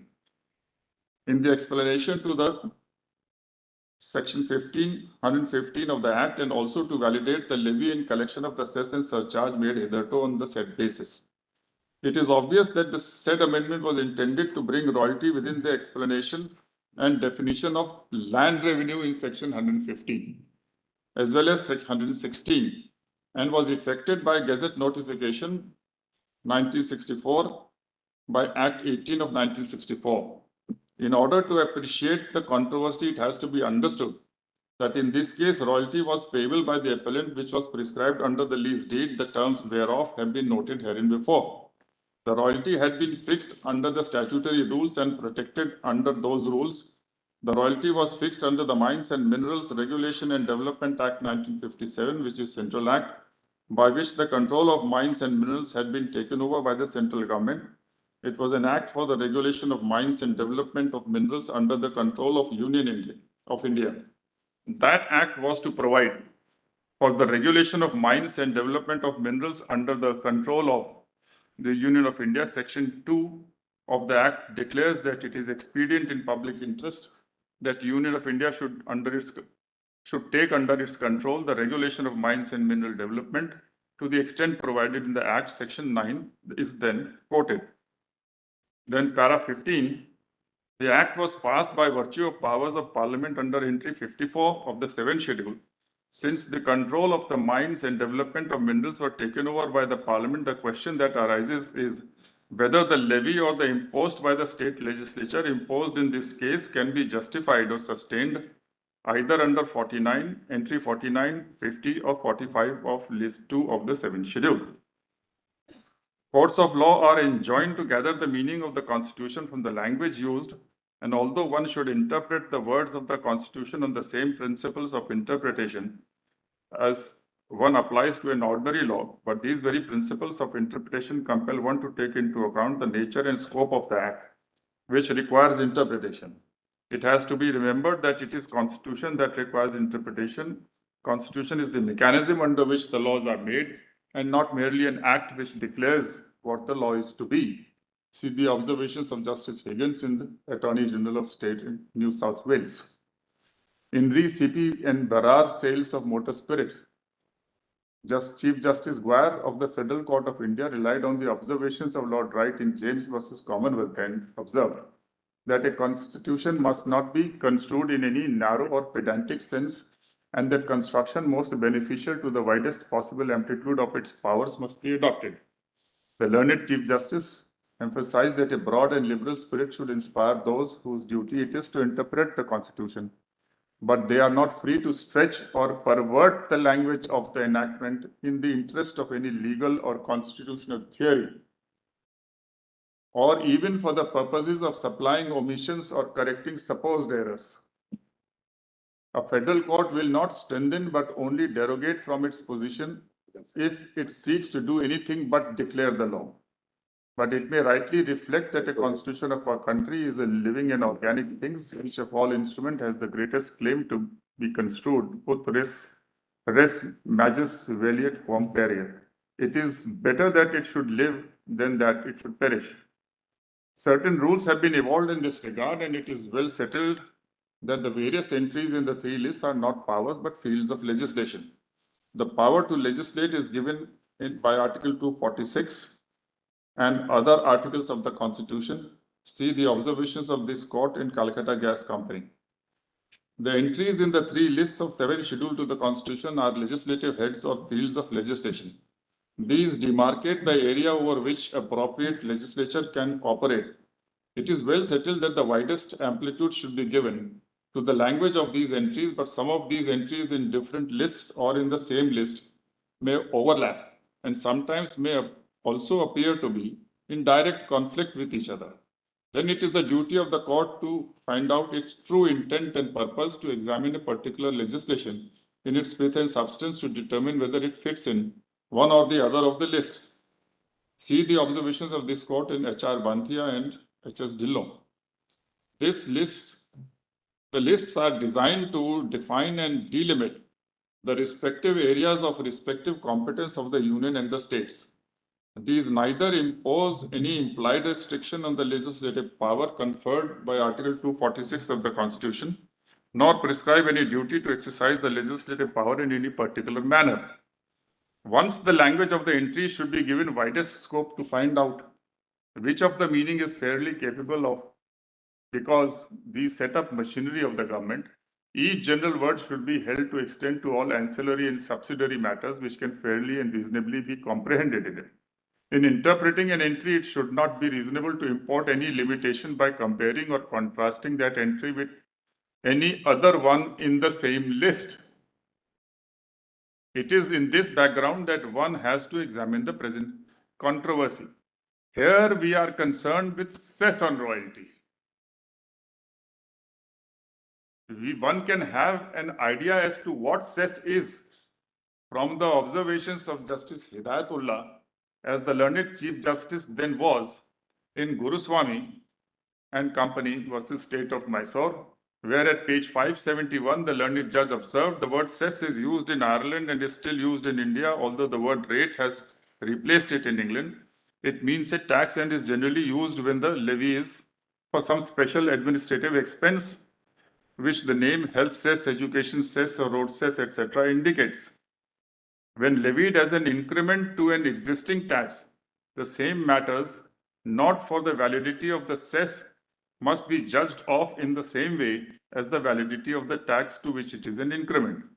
The said observations were made in the dissenting judgment, but there was no dissent on this aspect of the matter.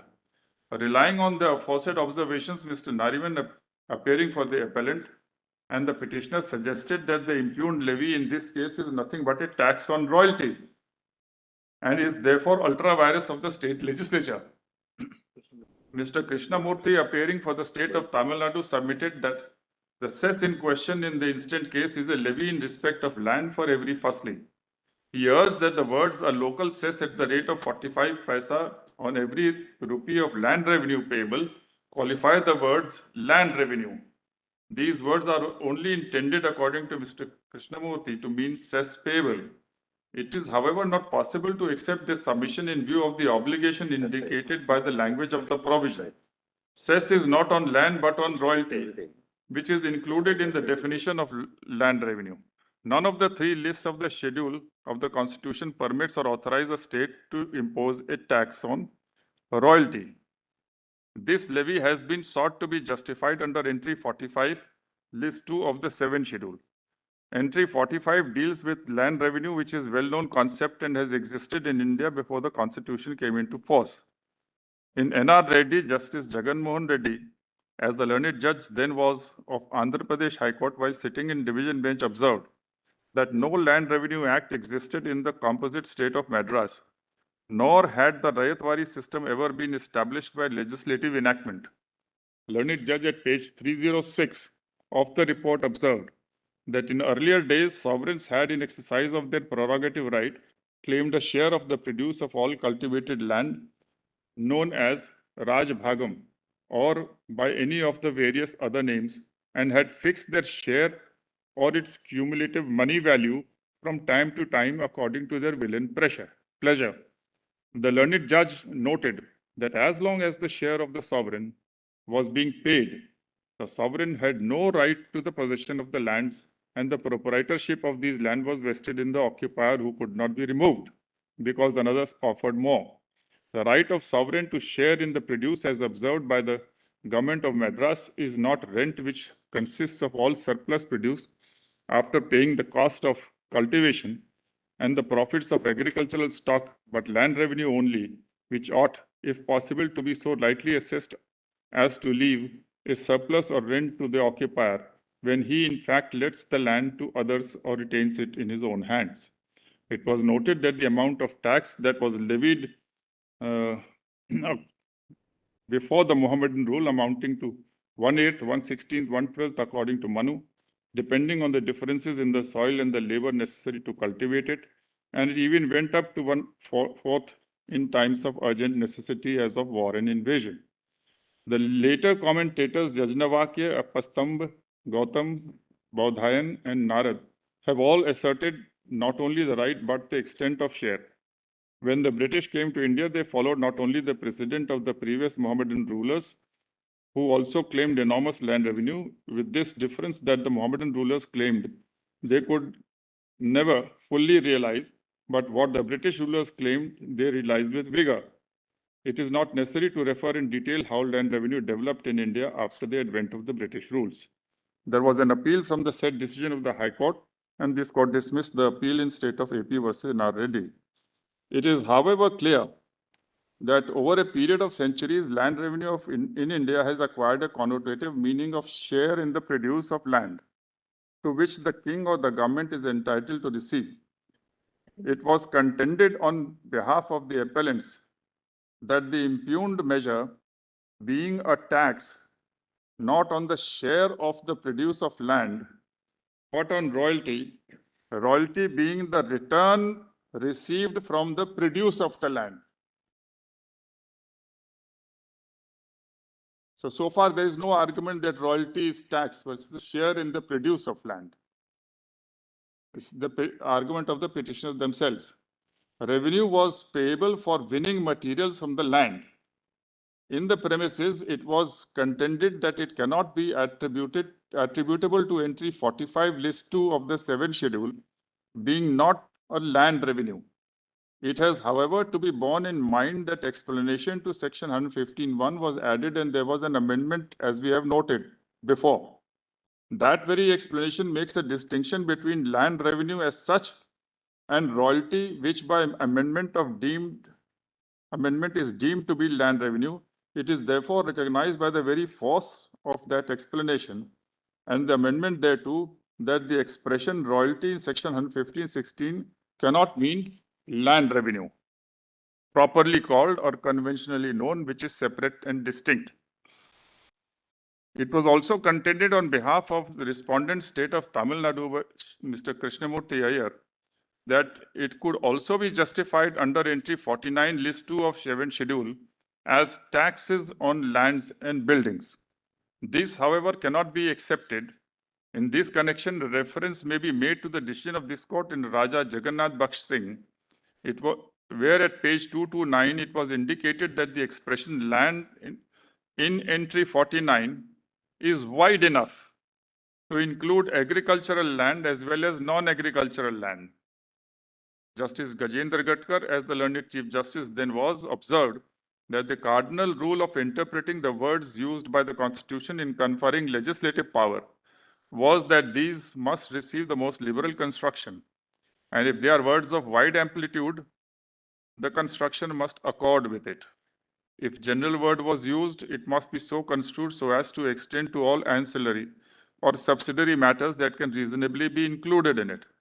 So construed, there could be no doubt that the word land in entry 49 list 2 includes all lands, whether agricultural or non-agriculture.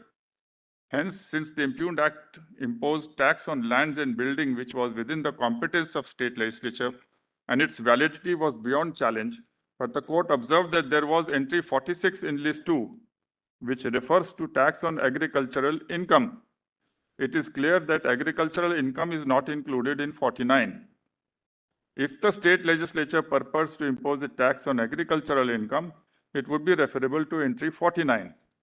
Mr. Krishnamurthy Iyer relied on the said principle, but in the instant case, royalty being that which is payable on the extraction from the land and cess being an additional charge on royalty cannot by the parity of the same reasoning be considered to be a tax on land. But since it was not a tax on land and there is no entry like 46, in the instant situation, like the position before this court, in the aforesaid decision enabling the state to impose tax on royalty, in the instant situation, the state was incompetent to impose a tax. There is a clear distinction between tax directly on land and tax on income arising out of the land. It is here not that Mr. Sirwai says that this was enough to strike it down because it's a tax on income. And it is state's own income which it is taxing.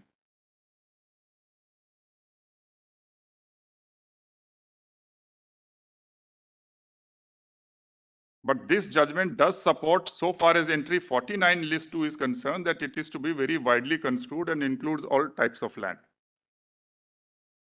The aforesaid decision confirmed the above position in new Manik Chowk spinning and weaving mills. This court, after referring to the several decisions, observed that entry 49 or list 2 of the 7th schedule only permitted levy of tax on land and building. It did not permit the levy of tax on machinery contents in or situated on the building, even though the machinery was there for the use of the building for a particular purpose. Rule 7.2 of the Bombay Municipal Corporation rules was also held to be accordingly ultra vires in the said case. In SC non, this court had occasion to consider this and upheld the validity of Wealth Tax Act on the ground that it fell within entry 86 and not entry 49 of list 2. Construing the said entry, this court observed that entry 49 contemplated a levy on land as a unit, and the levy must directly be imposed on land and must bear a definite relation to it. So this is the case which drew the distinction between a composite tax under 86, list 1, and land as a unit, which means it should be only on land, not on all other assets. In Assistant Commissioner of Urban Land Tax versus Buckingham and Karnataka Company, this court reiterated the principles laid down in SC Non's case and held that entry 49 of list 2 was confined to tax that was directly on land as a unit. In second gift tax officer versus Nazareth, it was held that tax on the gift of land is not a tax imposed directly on land, but only on the particular user, namely the transfer of land by way of gift. In Union of India versus Dhillon, this court approved the principle laid down in Non as well as Nazareth. In Bhagwan Das Jain, this court made a distinction between levy on income from house property, which would be referable to entry 49 list 2. It is therefore not possible to accept Mr. Krishnamurthy's submission that the cess on royalty cannot possibly be said to be a tax or an impost on land. Mr. Nariman is right that royalty which is indirectly connected with land cannot be said to be taxed directly on land as a unit. In this connection, a reference may be made to the differentiation made to the different type of taxes for instances, one being professional tax and entertainment tax. In Western India theatres, it was held that the entertainment tax is dependent upon whether there would or would not be a show in cinema house. If there is no show, there is no tax. It cannot be a tax on profession or calling. Professional tax does not depend upon the exercise of one's profession, but only concerns itself with the right to practice. It appears that in the instant case also, no tax can be levied or is leviable under the impugned act if no mining activities are carried on. Hence, it is manifest that it is not related to land as a unit, which is the only method of valuation of land under entry 49 of list 2, but is relatable to minerals extracted. Royalty is payable on a proportion of the minerals extracted. It may be mentioned that the Act does not use dead rent as the basis on which land is to be valued. Hence, there cannot be any doubt that the impugned legislation in its pith and substance is a tax on royalty and not on land. Now, in my humble submission, note, this is completely erroneous because your Lordship saw in 9A that dead rent or royalty in the alternative, whichever is higher. The court seems to be saying, had it been dead rent instead of royalty, it would have been all right. But since royalty has been brought there, therefore it is. And the other aspect, note, is that since it is dependent upon use, now the fact that land is being used or not used can be a classification method. Because government will not like to tax the land where for some good reason mining is not being done. So it's not always that once the aspect of user comes in, therefore it automatically goes out of the fold of entry 49, list 2. Then kindly come to 24 at page 116.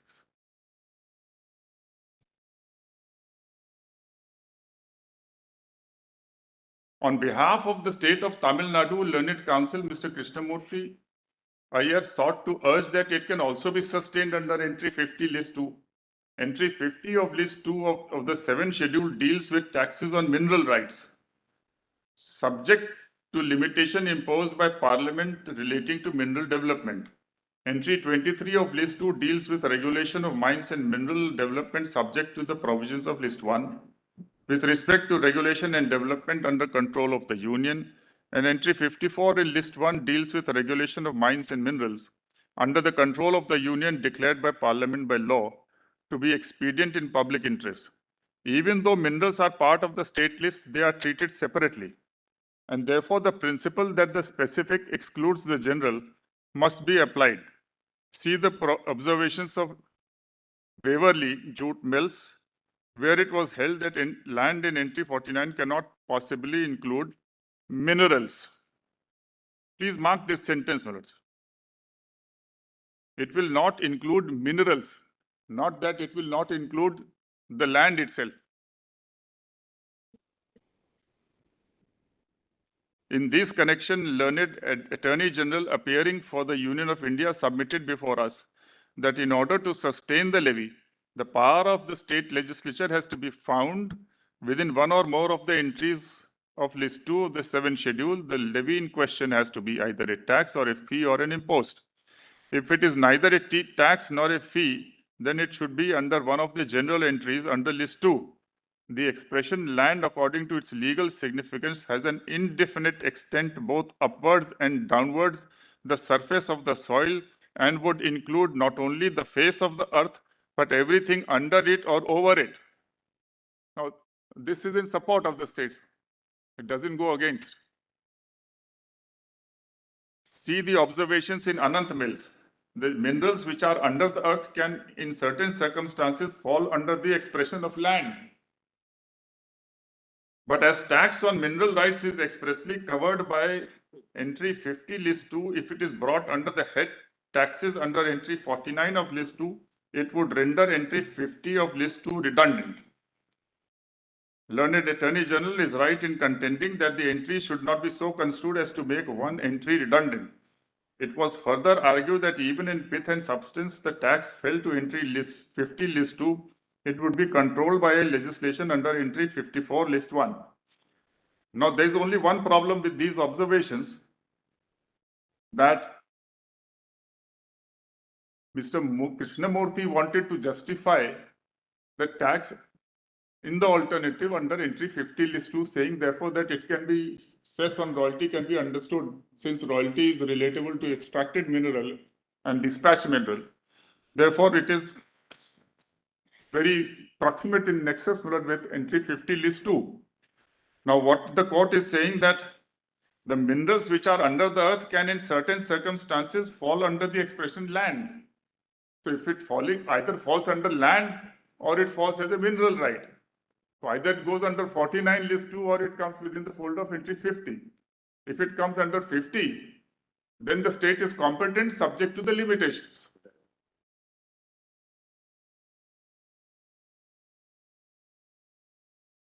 On the other hand, Learned Attorney General submitted that if it be held to be a fee, then the source of power of the state legislature under entry 66, read with entry 23 list 2, here also the extent to which regulation of mines and mineral under the control of the union is declared by parliament by law to be expedient in public interest, to the extent such legislation makes provision, will denude state legislature of the power to override the provision of entry 50 list 2.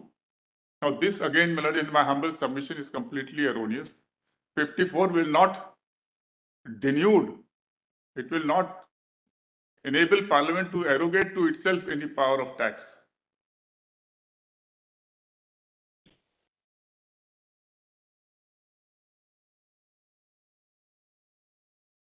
In view of the parliamentary legislation under entry 54, declaration made under section 2 and provision of section 9 of the act, the state legislation would be overridden to that extent. This is completely erroneous in my respectful submission. Because it assumes that section 9 is a tax and tax pertaining to entry 50 list 2, and it is a limitation on that, and therefore denudation happens.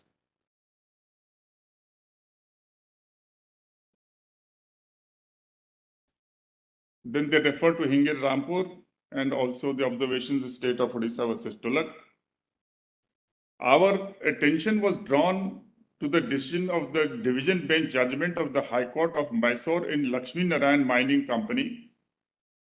There, speaking for the court, one of us, Justice Venkatramaya of the Mysore High Court, as the learned Chief Justice then was, observed that a combined reading of entry 23 and 50 of list 2 and entry 54 establishes that as long as the parliament does not make any law in exercise of its power under entry 54, the powers of the state legislature in entry 23 and 50 would be exercisable by the state legislature. But once the parliament makes a declaration by law that it is expedient in the public interest to make a regulation of mines and minerals development under the control of the union to the extent to which such regulation and development is undertaken by the law made by parliament, the power of the state legislature under 2023 and 50 list 2 are denuded. 23 is understandable. But entry 50, unless one finds a specific express limitation in the MMDR Act made under entry 54, will not be either denuded or abstracted from it. Abstraction is absolutely not possible. Limitation is possible. So this has to be read in the context of the facts of that case. There it was a license fee. A license fee was held to be royalty. But here the interpretation of that judgment is very wide. Yes. That has led to the errors in this case. I'm grateful. I'll place that case also before your lordship. To the similar effects of the observations of the High Court of Patna, that High Court of Patna, this para I'm not reading because Patna has been followed in the Karnataka case, and when I place that Mysore case, then in para 29, HRS Murthy is referred, and this was overruled in this by this 7 judges judgment. So let me place this extracted part of HRS Murthy. When a question arises as to the precise head of legislative power under which a taxing statute has been passed, the subject for inquiry is what in truth and substance is the nature of the tax. No doubt, in a sense, but in a very remote sense, it has a relationship to the mining as also to the mineral won from the mine under a contract by which royalty is payable on the quantity of mineral extracted. But that does not stamp it as a tax on either the extraction of the mineral or on mineral right. It is unnecessary for the purpose of this case to examine the question as to what exactly is the tax on mineral rights, seeing that such a tax is not leviable by Parliament, but only by the state, and the sole limitation on the state's power to levy the tax is that it must not interfere with a law made by Parliament as regards mineral development. Our attention was not invited to the provisions of any such law created by Parliament. In the context of section 78, 79 and the scheme of those provisions, it is clear that the land cess is in truth a tax on land within entry 49. So HRS Murthy did not see section 9 as a tax or a limitation on entry 50. It seems, therefore, that the attention of the court was not invited to the provisions of the Mines and Mineral Development and Regulation Act and Section 9 thereof. Section 9(3) of the Act in terms states that royalties payable under the second schedule of the Act shall not be enhanced more than once during the period of 4 years. It is therefore a clear bar on the state legislature taxing royalties so as to in effect amend second schedule of the Central Act.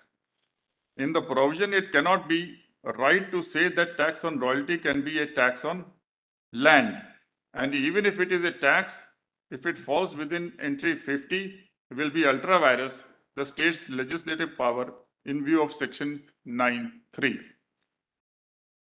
In Hinger Rampur versus State of Odisha, Justice Vanchu in his dissenting judgment has stated that a tax on mineral rights being different from duty of excise pertains only to a tax that is leviable for the grant of right to extract minerals and is not a tax on minerals as well. On that basis, a tax on royalty would not be a tax on mineral rights and would therefore, in any event, be outside the competence of the state legislature. Yes. The Rajasthan, Punjab, Gujarat, and Odisha High Courts have held that royalty is not a tax. See, so and so, so and so, so and so. It was contended. Now there is no discussion of these judgments at all, Manoj. Right. As to what they have held, what is their logic, and what is the fallacy in those judgments.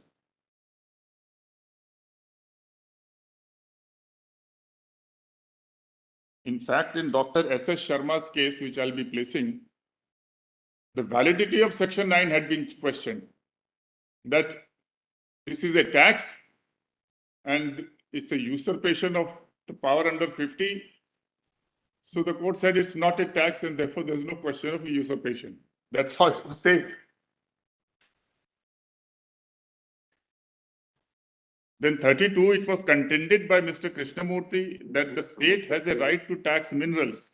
It was further contended that if a tax is levied, it will not be irrational to correlate it to the value of the property and to make some kind of annual value basis of tax without intending to tax the income. In view of the provisions of the Act as noted herein before, this submission cannot be accepted. Krishnamurthy also further sought to urge that entry 50, there is no limitation to the taxing power of the state. In view of the principles mentioned herein before and express provision of section 9(2) or MMRD Act, this submission cannot be accepted. The field is fully covered by the central legislation. In any event, royalty is directly relatable only to minerals extracted. And on the principle that the general provision is excluded by the special one, royalty would be relatable to entry 23 and 50 list 2 and not entry 49 list 2. But as the fee is covered by the central... Is it the field, I think, but as the field is covered. Fee is covered by the central power. Field.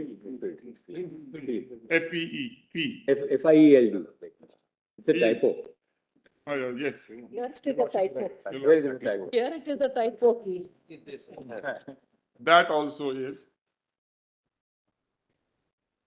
As the field is But covered as by the field is covered by the central power under entry 23 of or entry 50 of list 2, the impugned legislation cannot be upheld. Our attention was drawn to a judgment of the High Court of Madhya Pradesh, Hiralal Rameshwar Prasad, which was delivered by a division bench. Justice J.S. Verma, acting Chief Justice, as his lordship then was, held that the development cessed by so-and-so is ultra-virus. It is not necessary to, in the view taken by us further.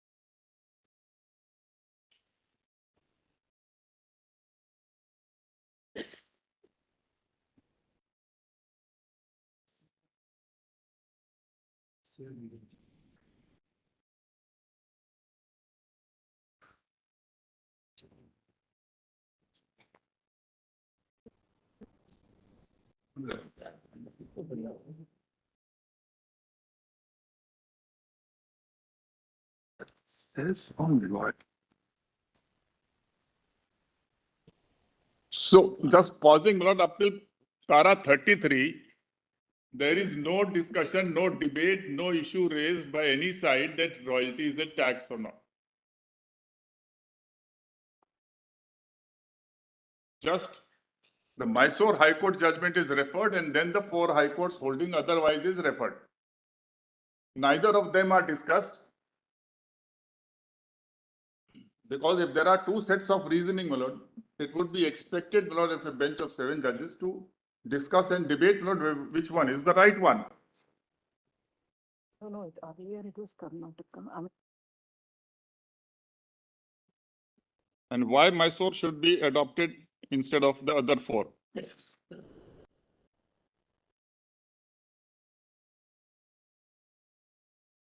In fact, the 7 judges bench has avoided the question which of them is right.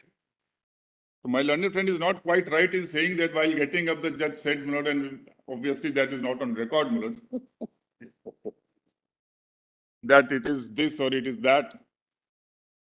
At least I was not there, my lord, so I will go by the record.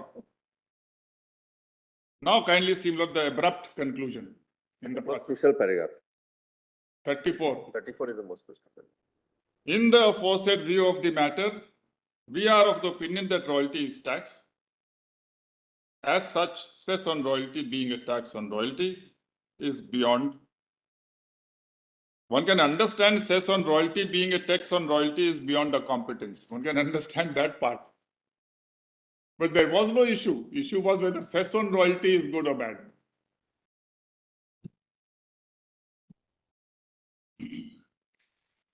And the court is saying in the aforesaid view of the matter. So there is no view of the aforesaid matter in the previous paragraphs. Not a single sentence, not a whisper.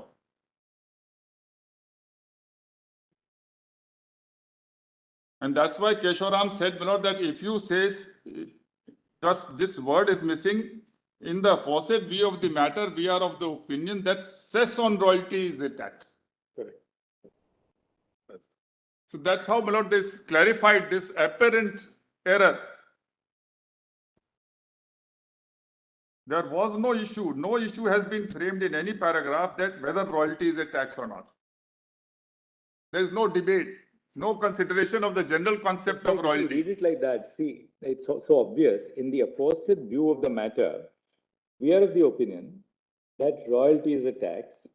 Now we'll just leave that aside because those are the disputed words. Yes. Now see what follows. As such, As cess such on royalty. cess on royalty being a tax on royalty. So the next phrase makes it makes it That's very right. clear that what they were saying is That was the issue. a cess on royalty is a tax Is a on tax. royalty. And that's all that which Kesharam has tried to make it straight, consistent. And this sentence, well, the first part of the sentence has been picked up in a number of cases down the line and they all went astray. Sentence clarified actually.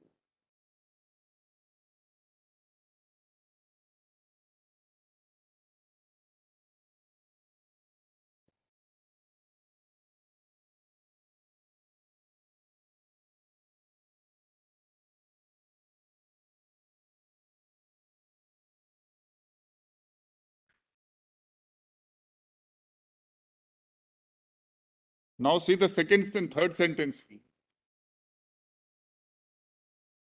In any event, we are On royalty. So they tried to repeat what they had said earlier in the second part of the same sentence in order to draw the conclusion is beyond the competence of the state legislature. in any event, we are of the opinion that cess on royalty, they come back to cess on royalty, cannot be sustained under entry 49 list 2 as being tax on land. Royalty on mineral rights is not a tax on land, but a payment for the user of land. So this is what we are saying, that the last sentence is supporting, which I had been submitting since morning, that royalty is for not merely user. I would say even this is not fully correct, because the royalty is for transfer of the owner's right to extract the mineral and sell it. So the mineral value has to be shared by the owner and the lessee. One is the lesser is the dominant owner and the lessee is the subservient owner. Yes. Having an interest in land because of the lease. So therefore, my lord, it's logical that the mineral value which is state is owning must be shared with the only the sharing mode is prescribed by section 9.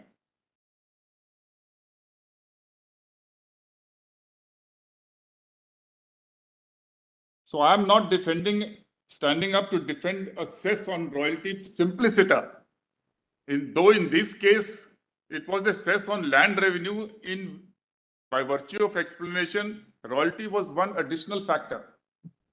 Even otherwise, with utmost deference to the learned judge, I submit that even if royalty, there was a problem, then that word could be struck down, not the whole section which said cess on land revenue, including water charges and so on and so forth. Especially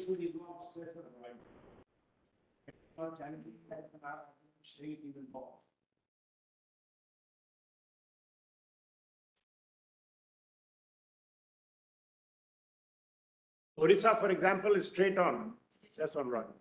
we'll come to Odisha, don't worry. Right now I'm in Jharkhand.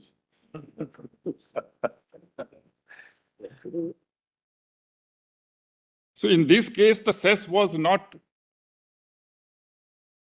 on royalty directly, but a cess on land revenue.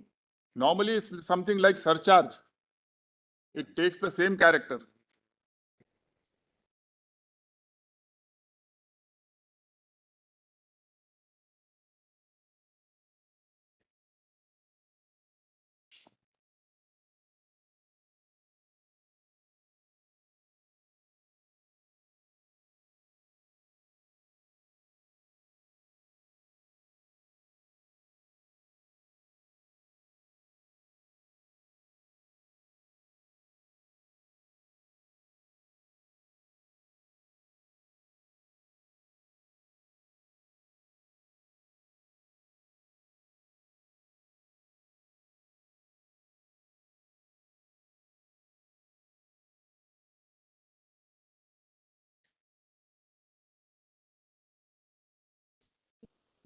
बात को perspective की बात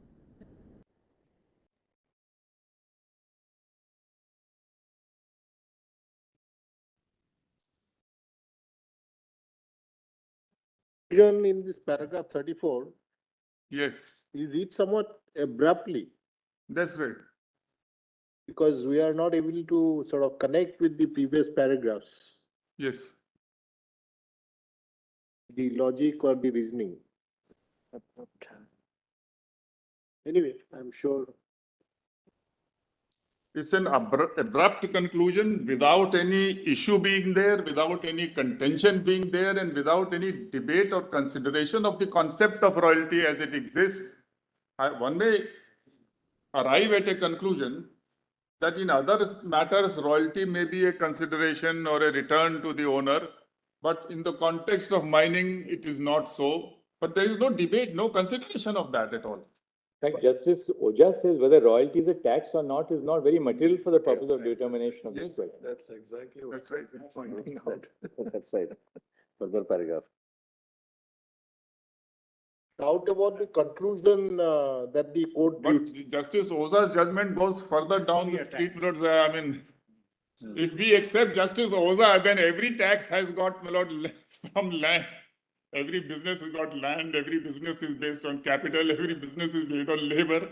So this formula that a tax is on land plus capital plus labor, I mean, this is. So every tax which is being imposed on capital assets or whatever, the sale tax and so on, the excise duty, on manufacture. So no manufacturing can happen unless there is a capital, unless there is labor, and the factory is standing on some land and based on raw material. On cess, But what is on cess, there is a dissenting opinion of Justice Vanchu in Hingir Rampur. India Rampur? My lords are right. Says if you just because you make a fund for certain infrastructure development and you call it a cess, it doesn't mean that it is different from royalty. That's That right. is what he says. So I'll place Hingir Rampur also. Yes. Lordship is right. Called it excise duty. Yes, on manufacturer, extraction of Yes, minerals as extraction, manufacture, but- entry 86, Yes. 84. 84 list 1. Excise duty.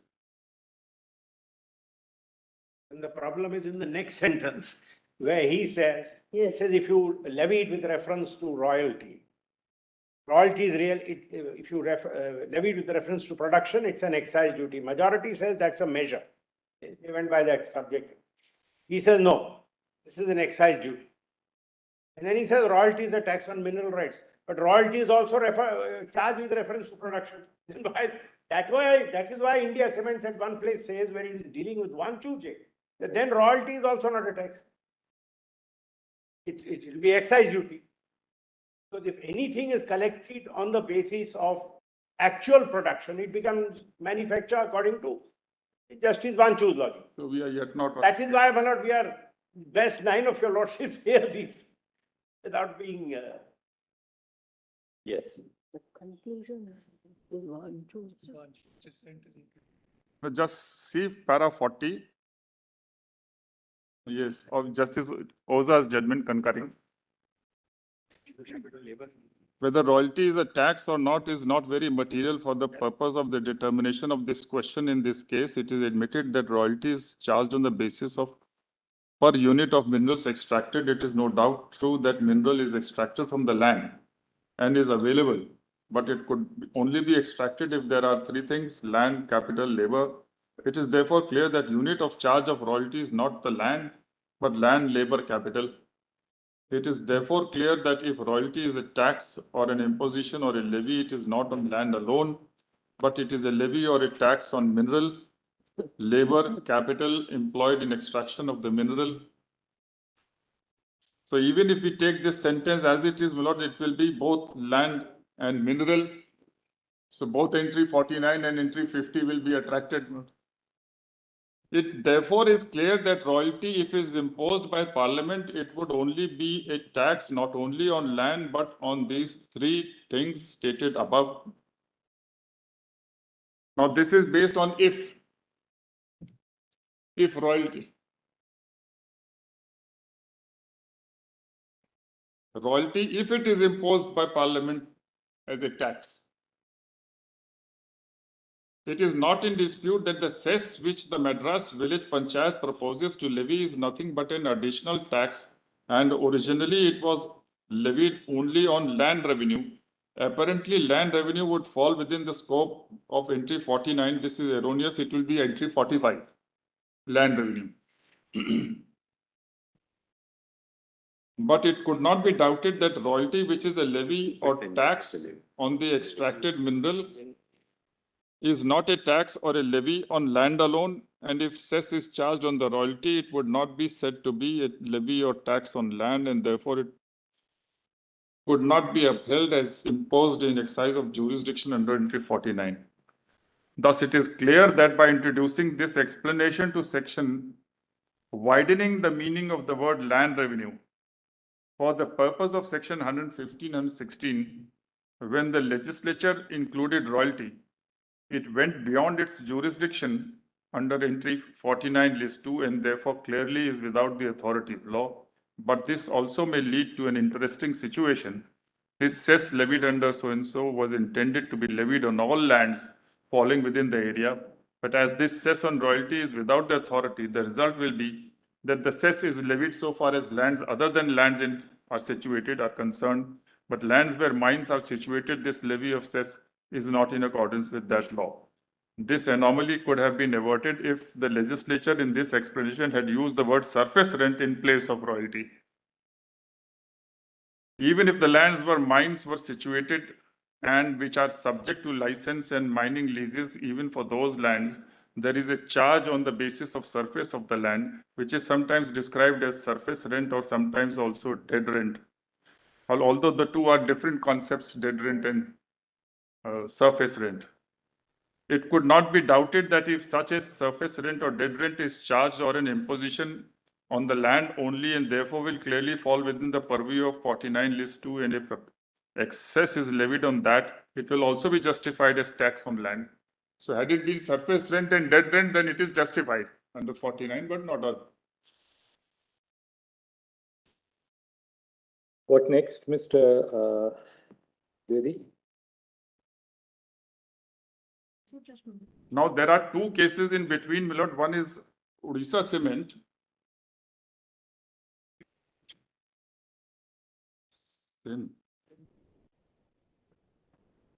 Same volume, page 1329.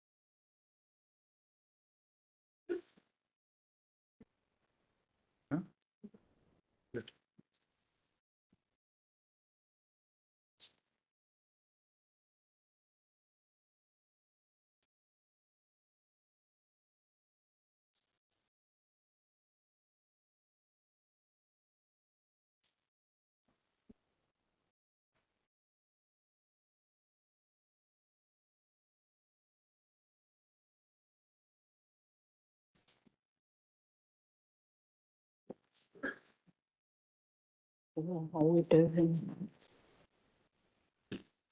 Now, paragraph 3 suggests this is also a case of cess on royalty.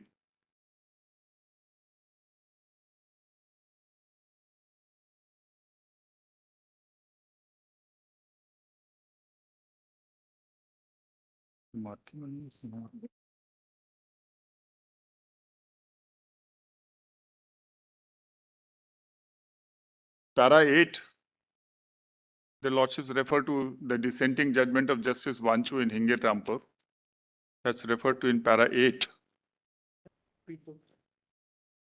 Section 7(3) of the Odisha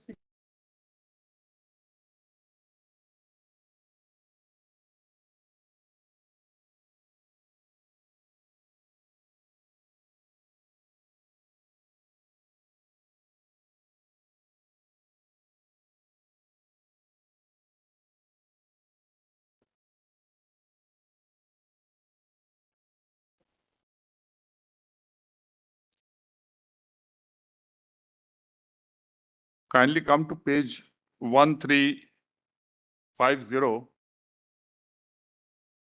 where the section under challenge is quoted, section 5 and then section 7.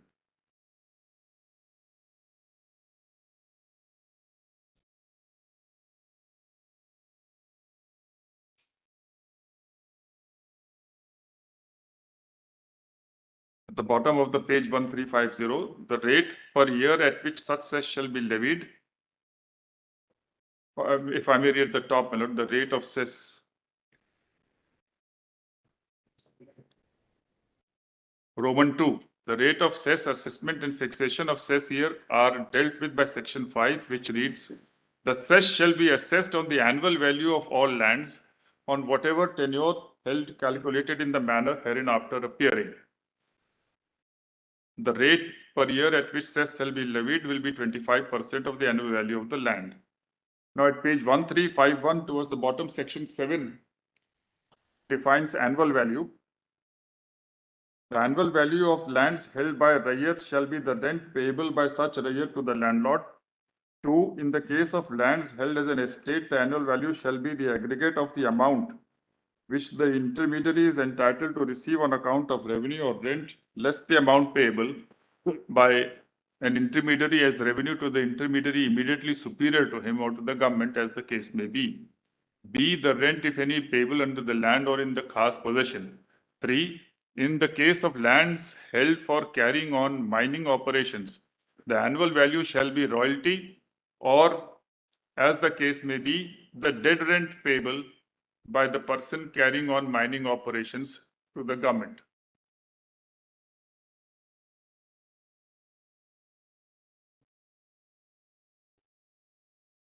And then section 9B,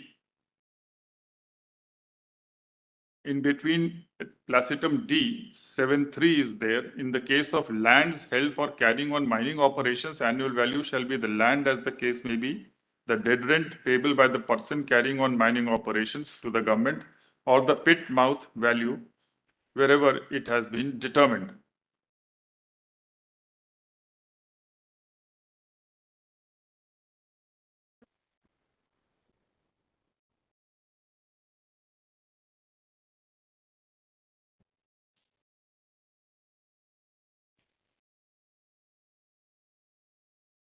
Please come to page 1370.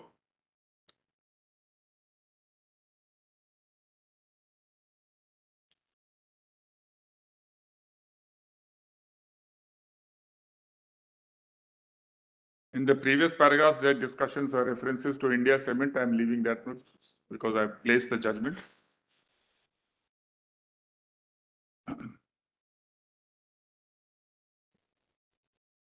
There has been considerable discussion before us as to whether royalty itself is a tax or not. The controversy before us centers around the discussion contained in para 31 to 34 of India Cement. Judgment Counsel for the assessee respondents invite attention to the opening sentence of para 34, which runs, in the aforesaid view of the matter, we are of opinion that royalty is tax, and argue that this clinches the issue. On the other hand, Shri Iyer submits that this purported conclusion does not follow from the earlier discussion and is also inconsistent with what follows.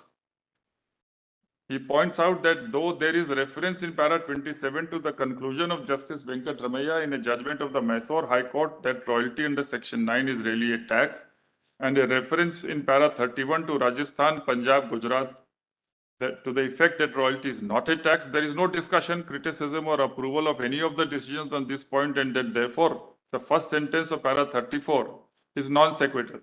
He submits that perhaps there is typographical error in the first sentence of para 34, and the sentence should really read thus.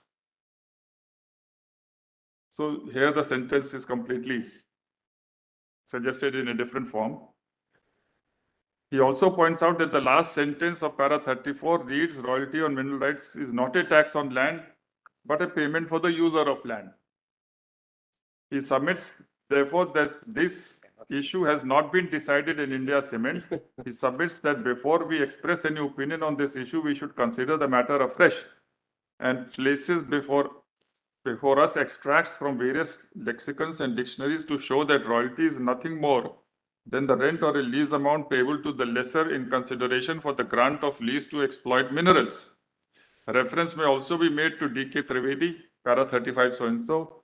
It is therefore neither a fee nor a tax, but merely a price paid for the use of mineral bearing land. We do not think it is necessary for us to express an opinion either way on this controversy, for it seems to us it is immaterial for the purpose of the present case. If royalty itself were to be regarded as a tax, it can perhaps be described properly as a tax on mineral rights.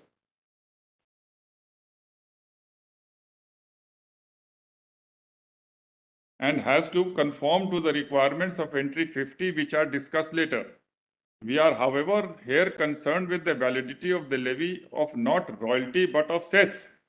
If the cess is taken as tax, then unless it can be described as land revenue or a tax on land or a tax on mining rights, it cannot be upheld under entry 45, 49 or 50. On the contrary, if it is treated as a fee, the state's competence to levy the same has to be traced to entry 23, a proposition the effect of which will be considered later.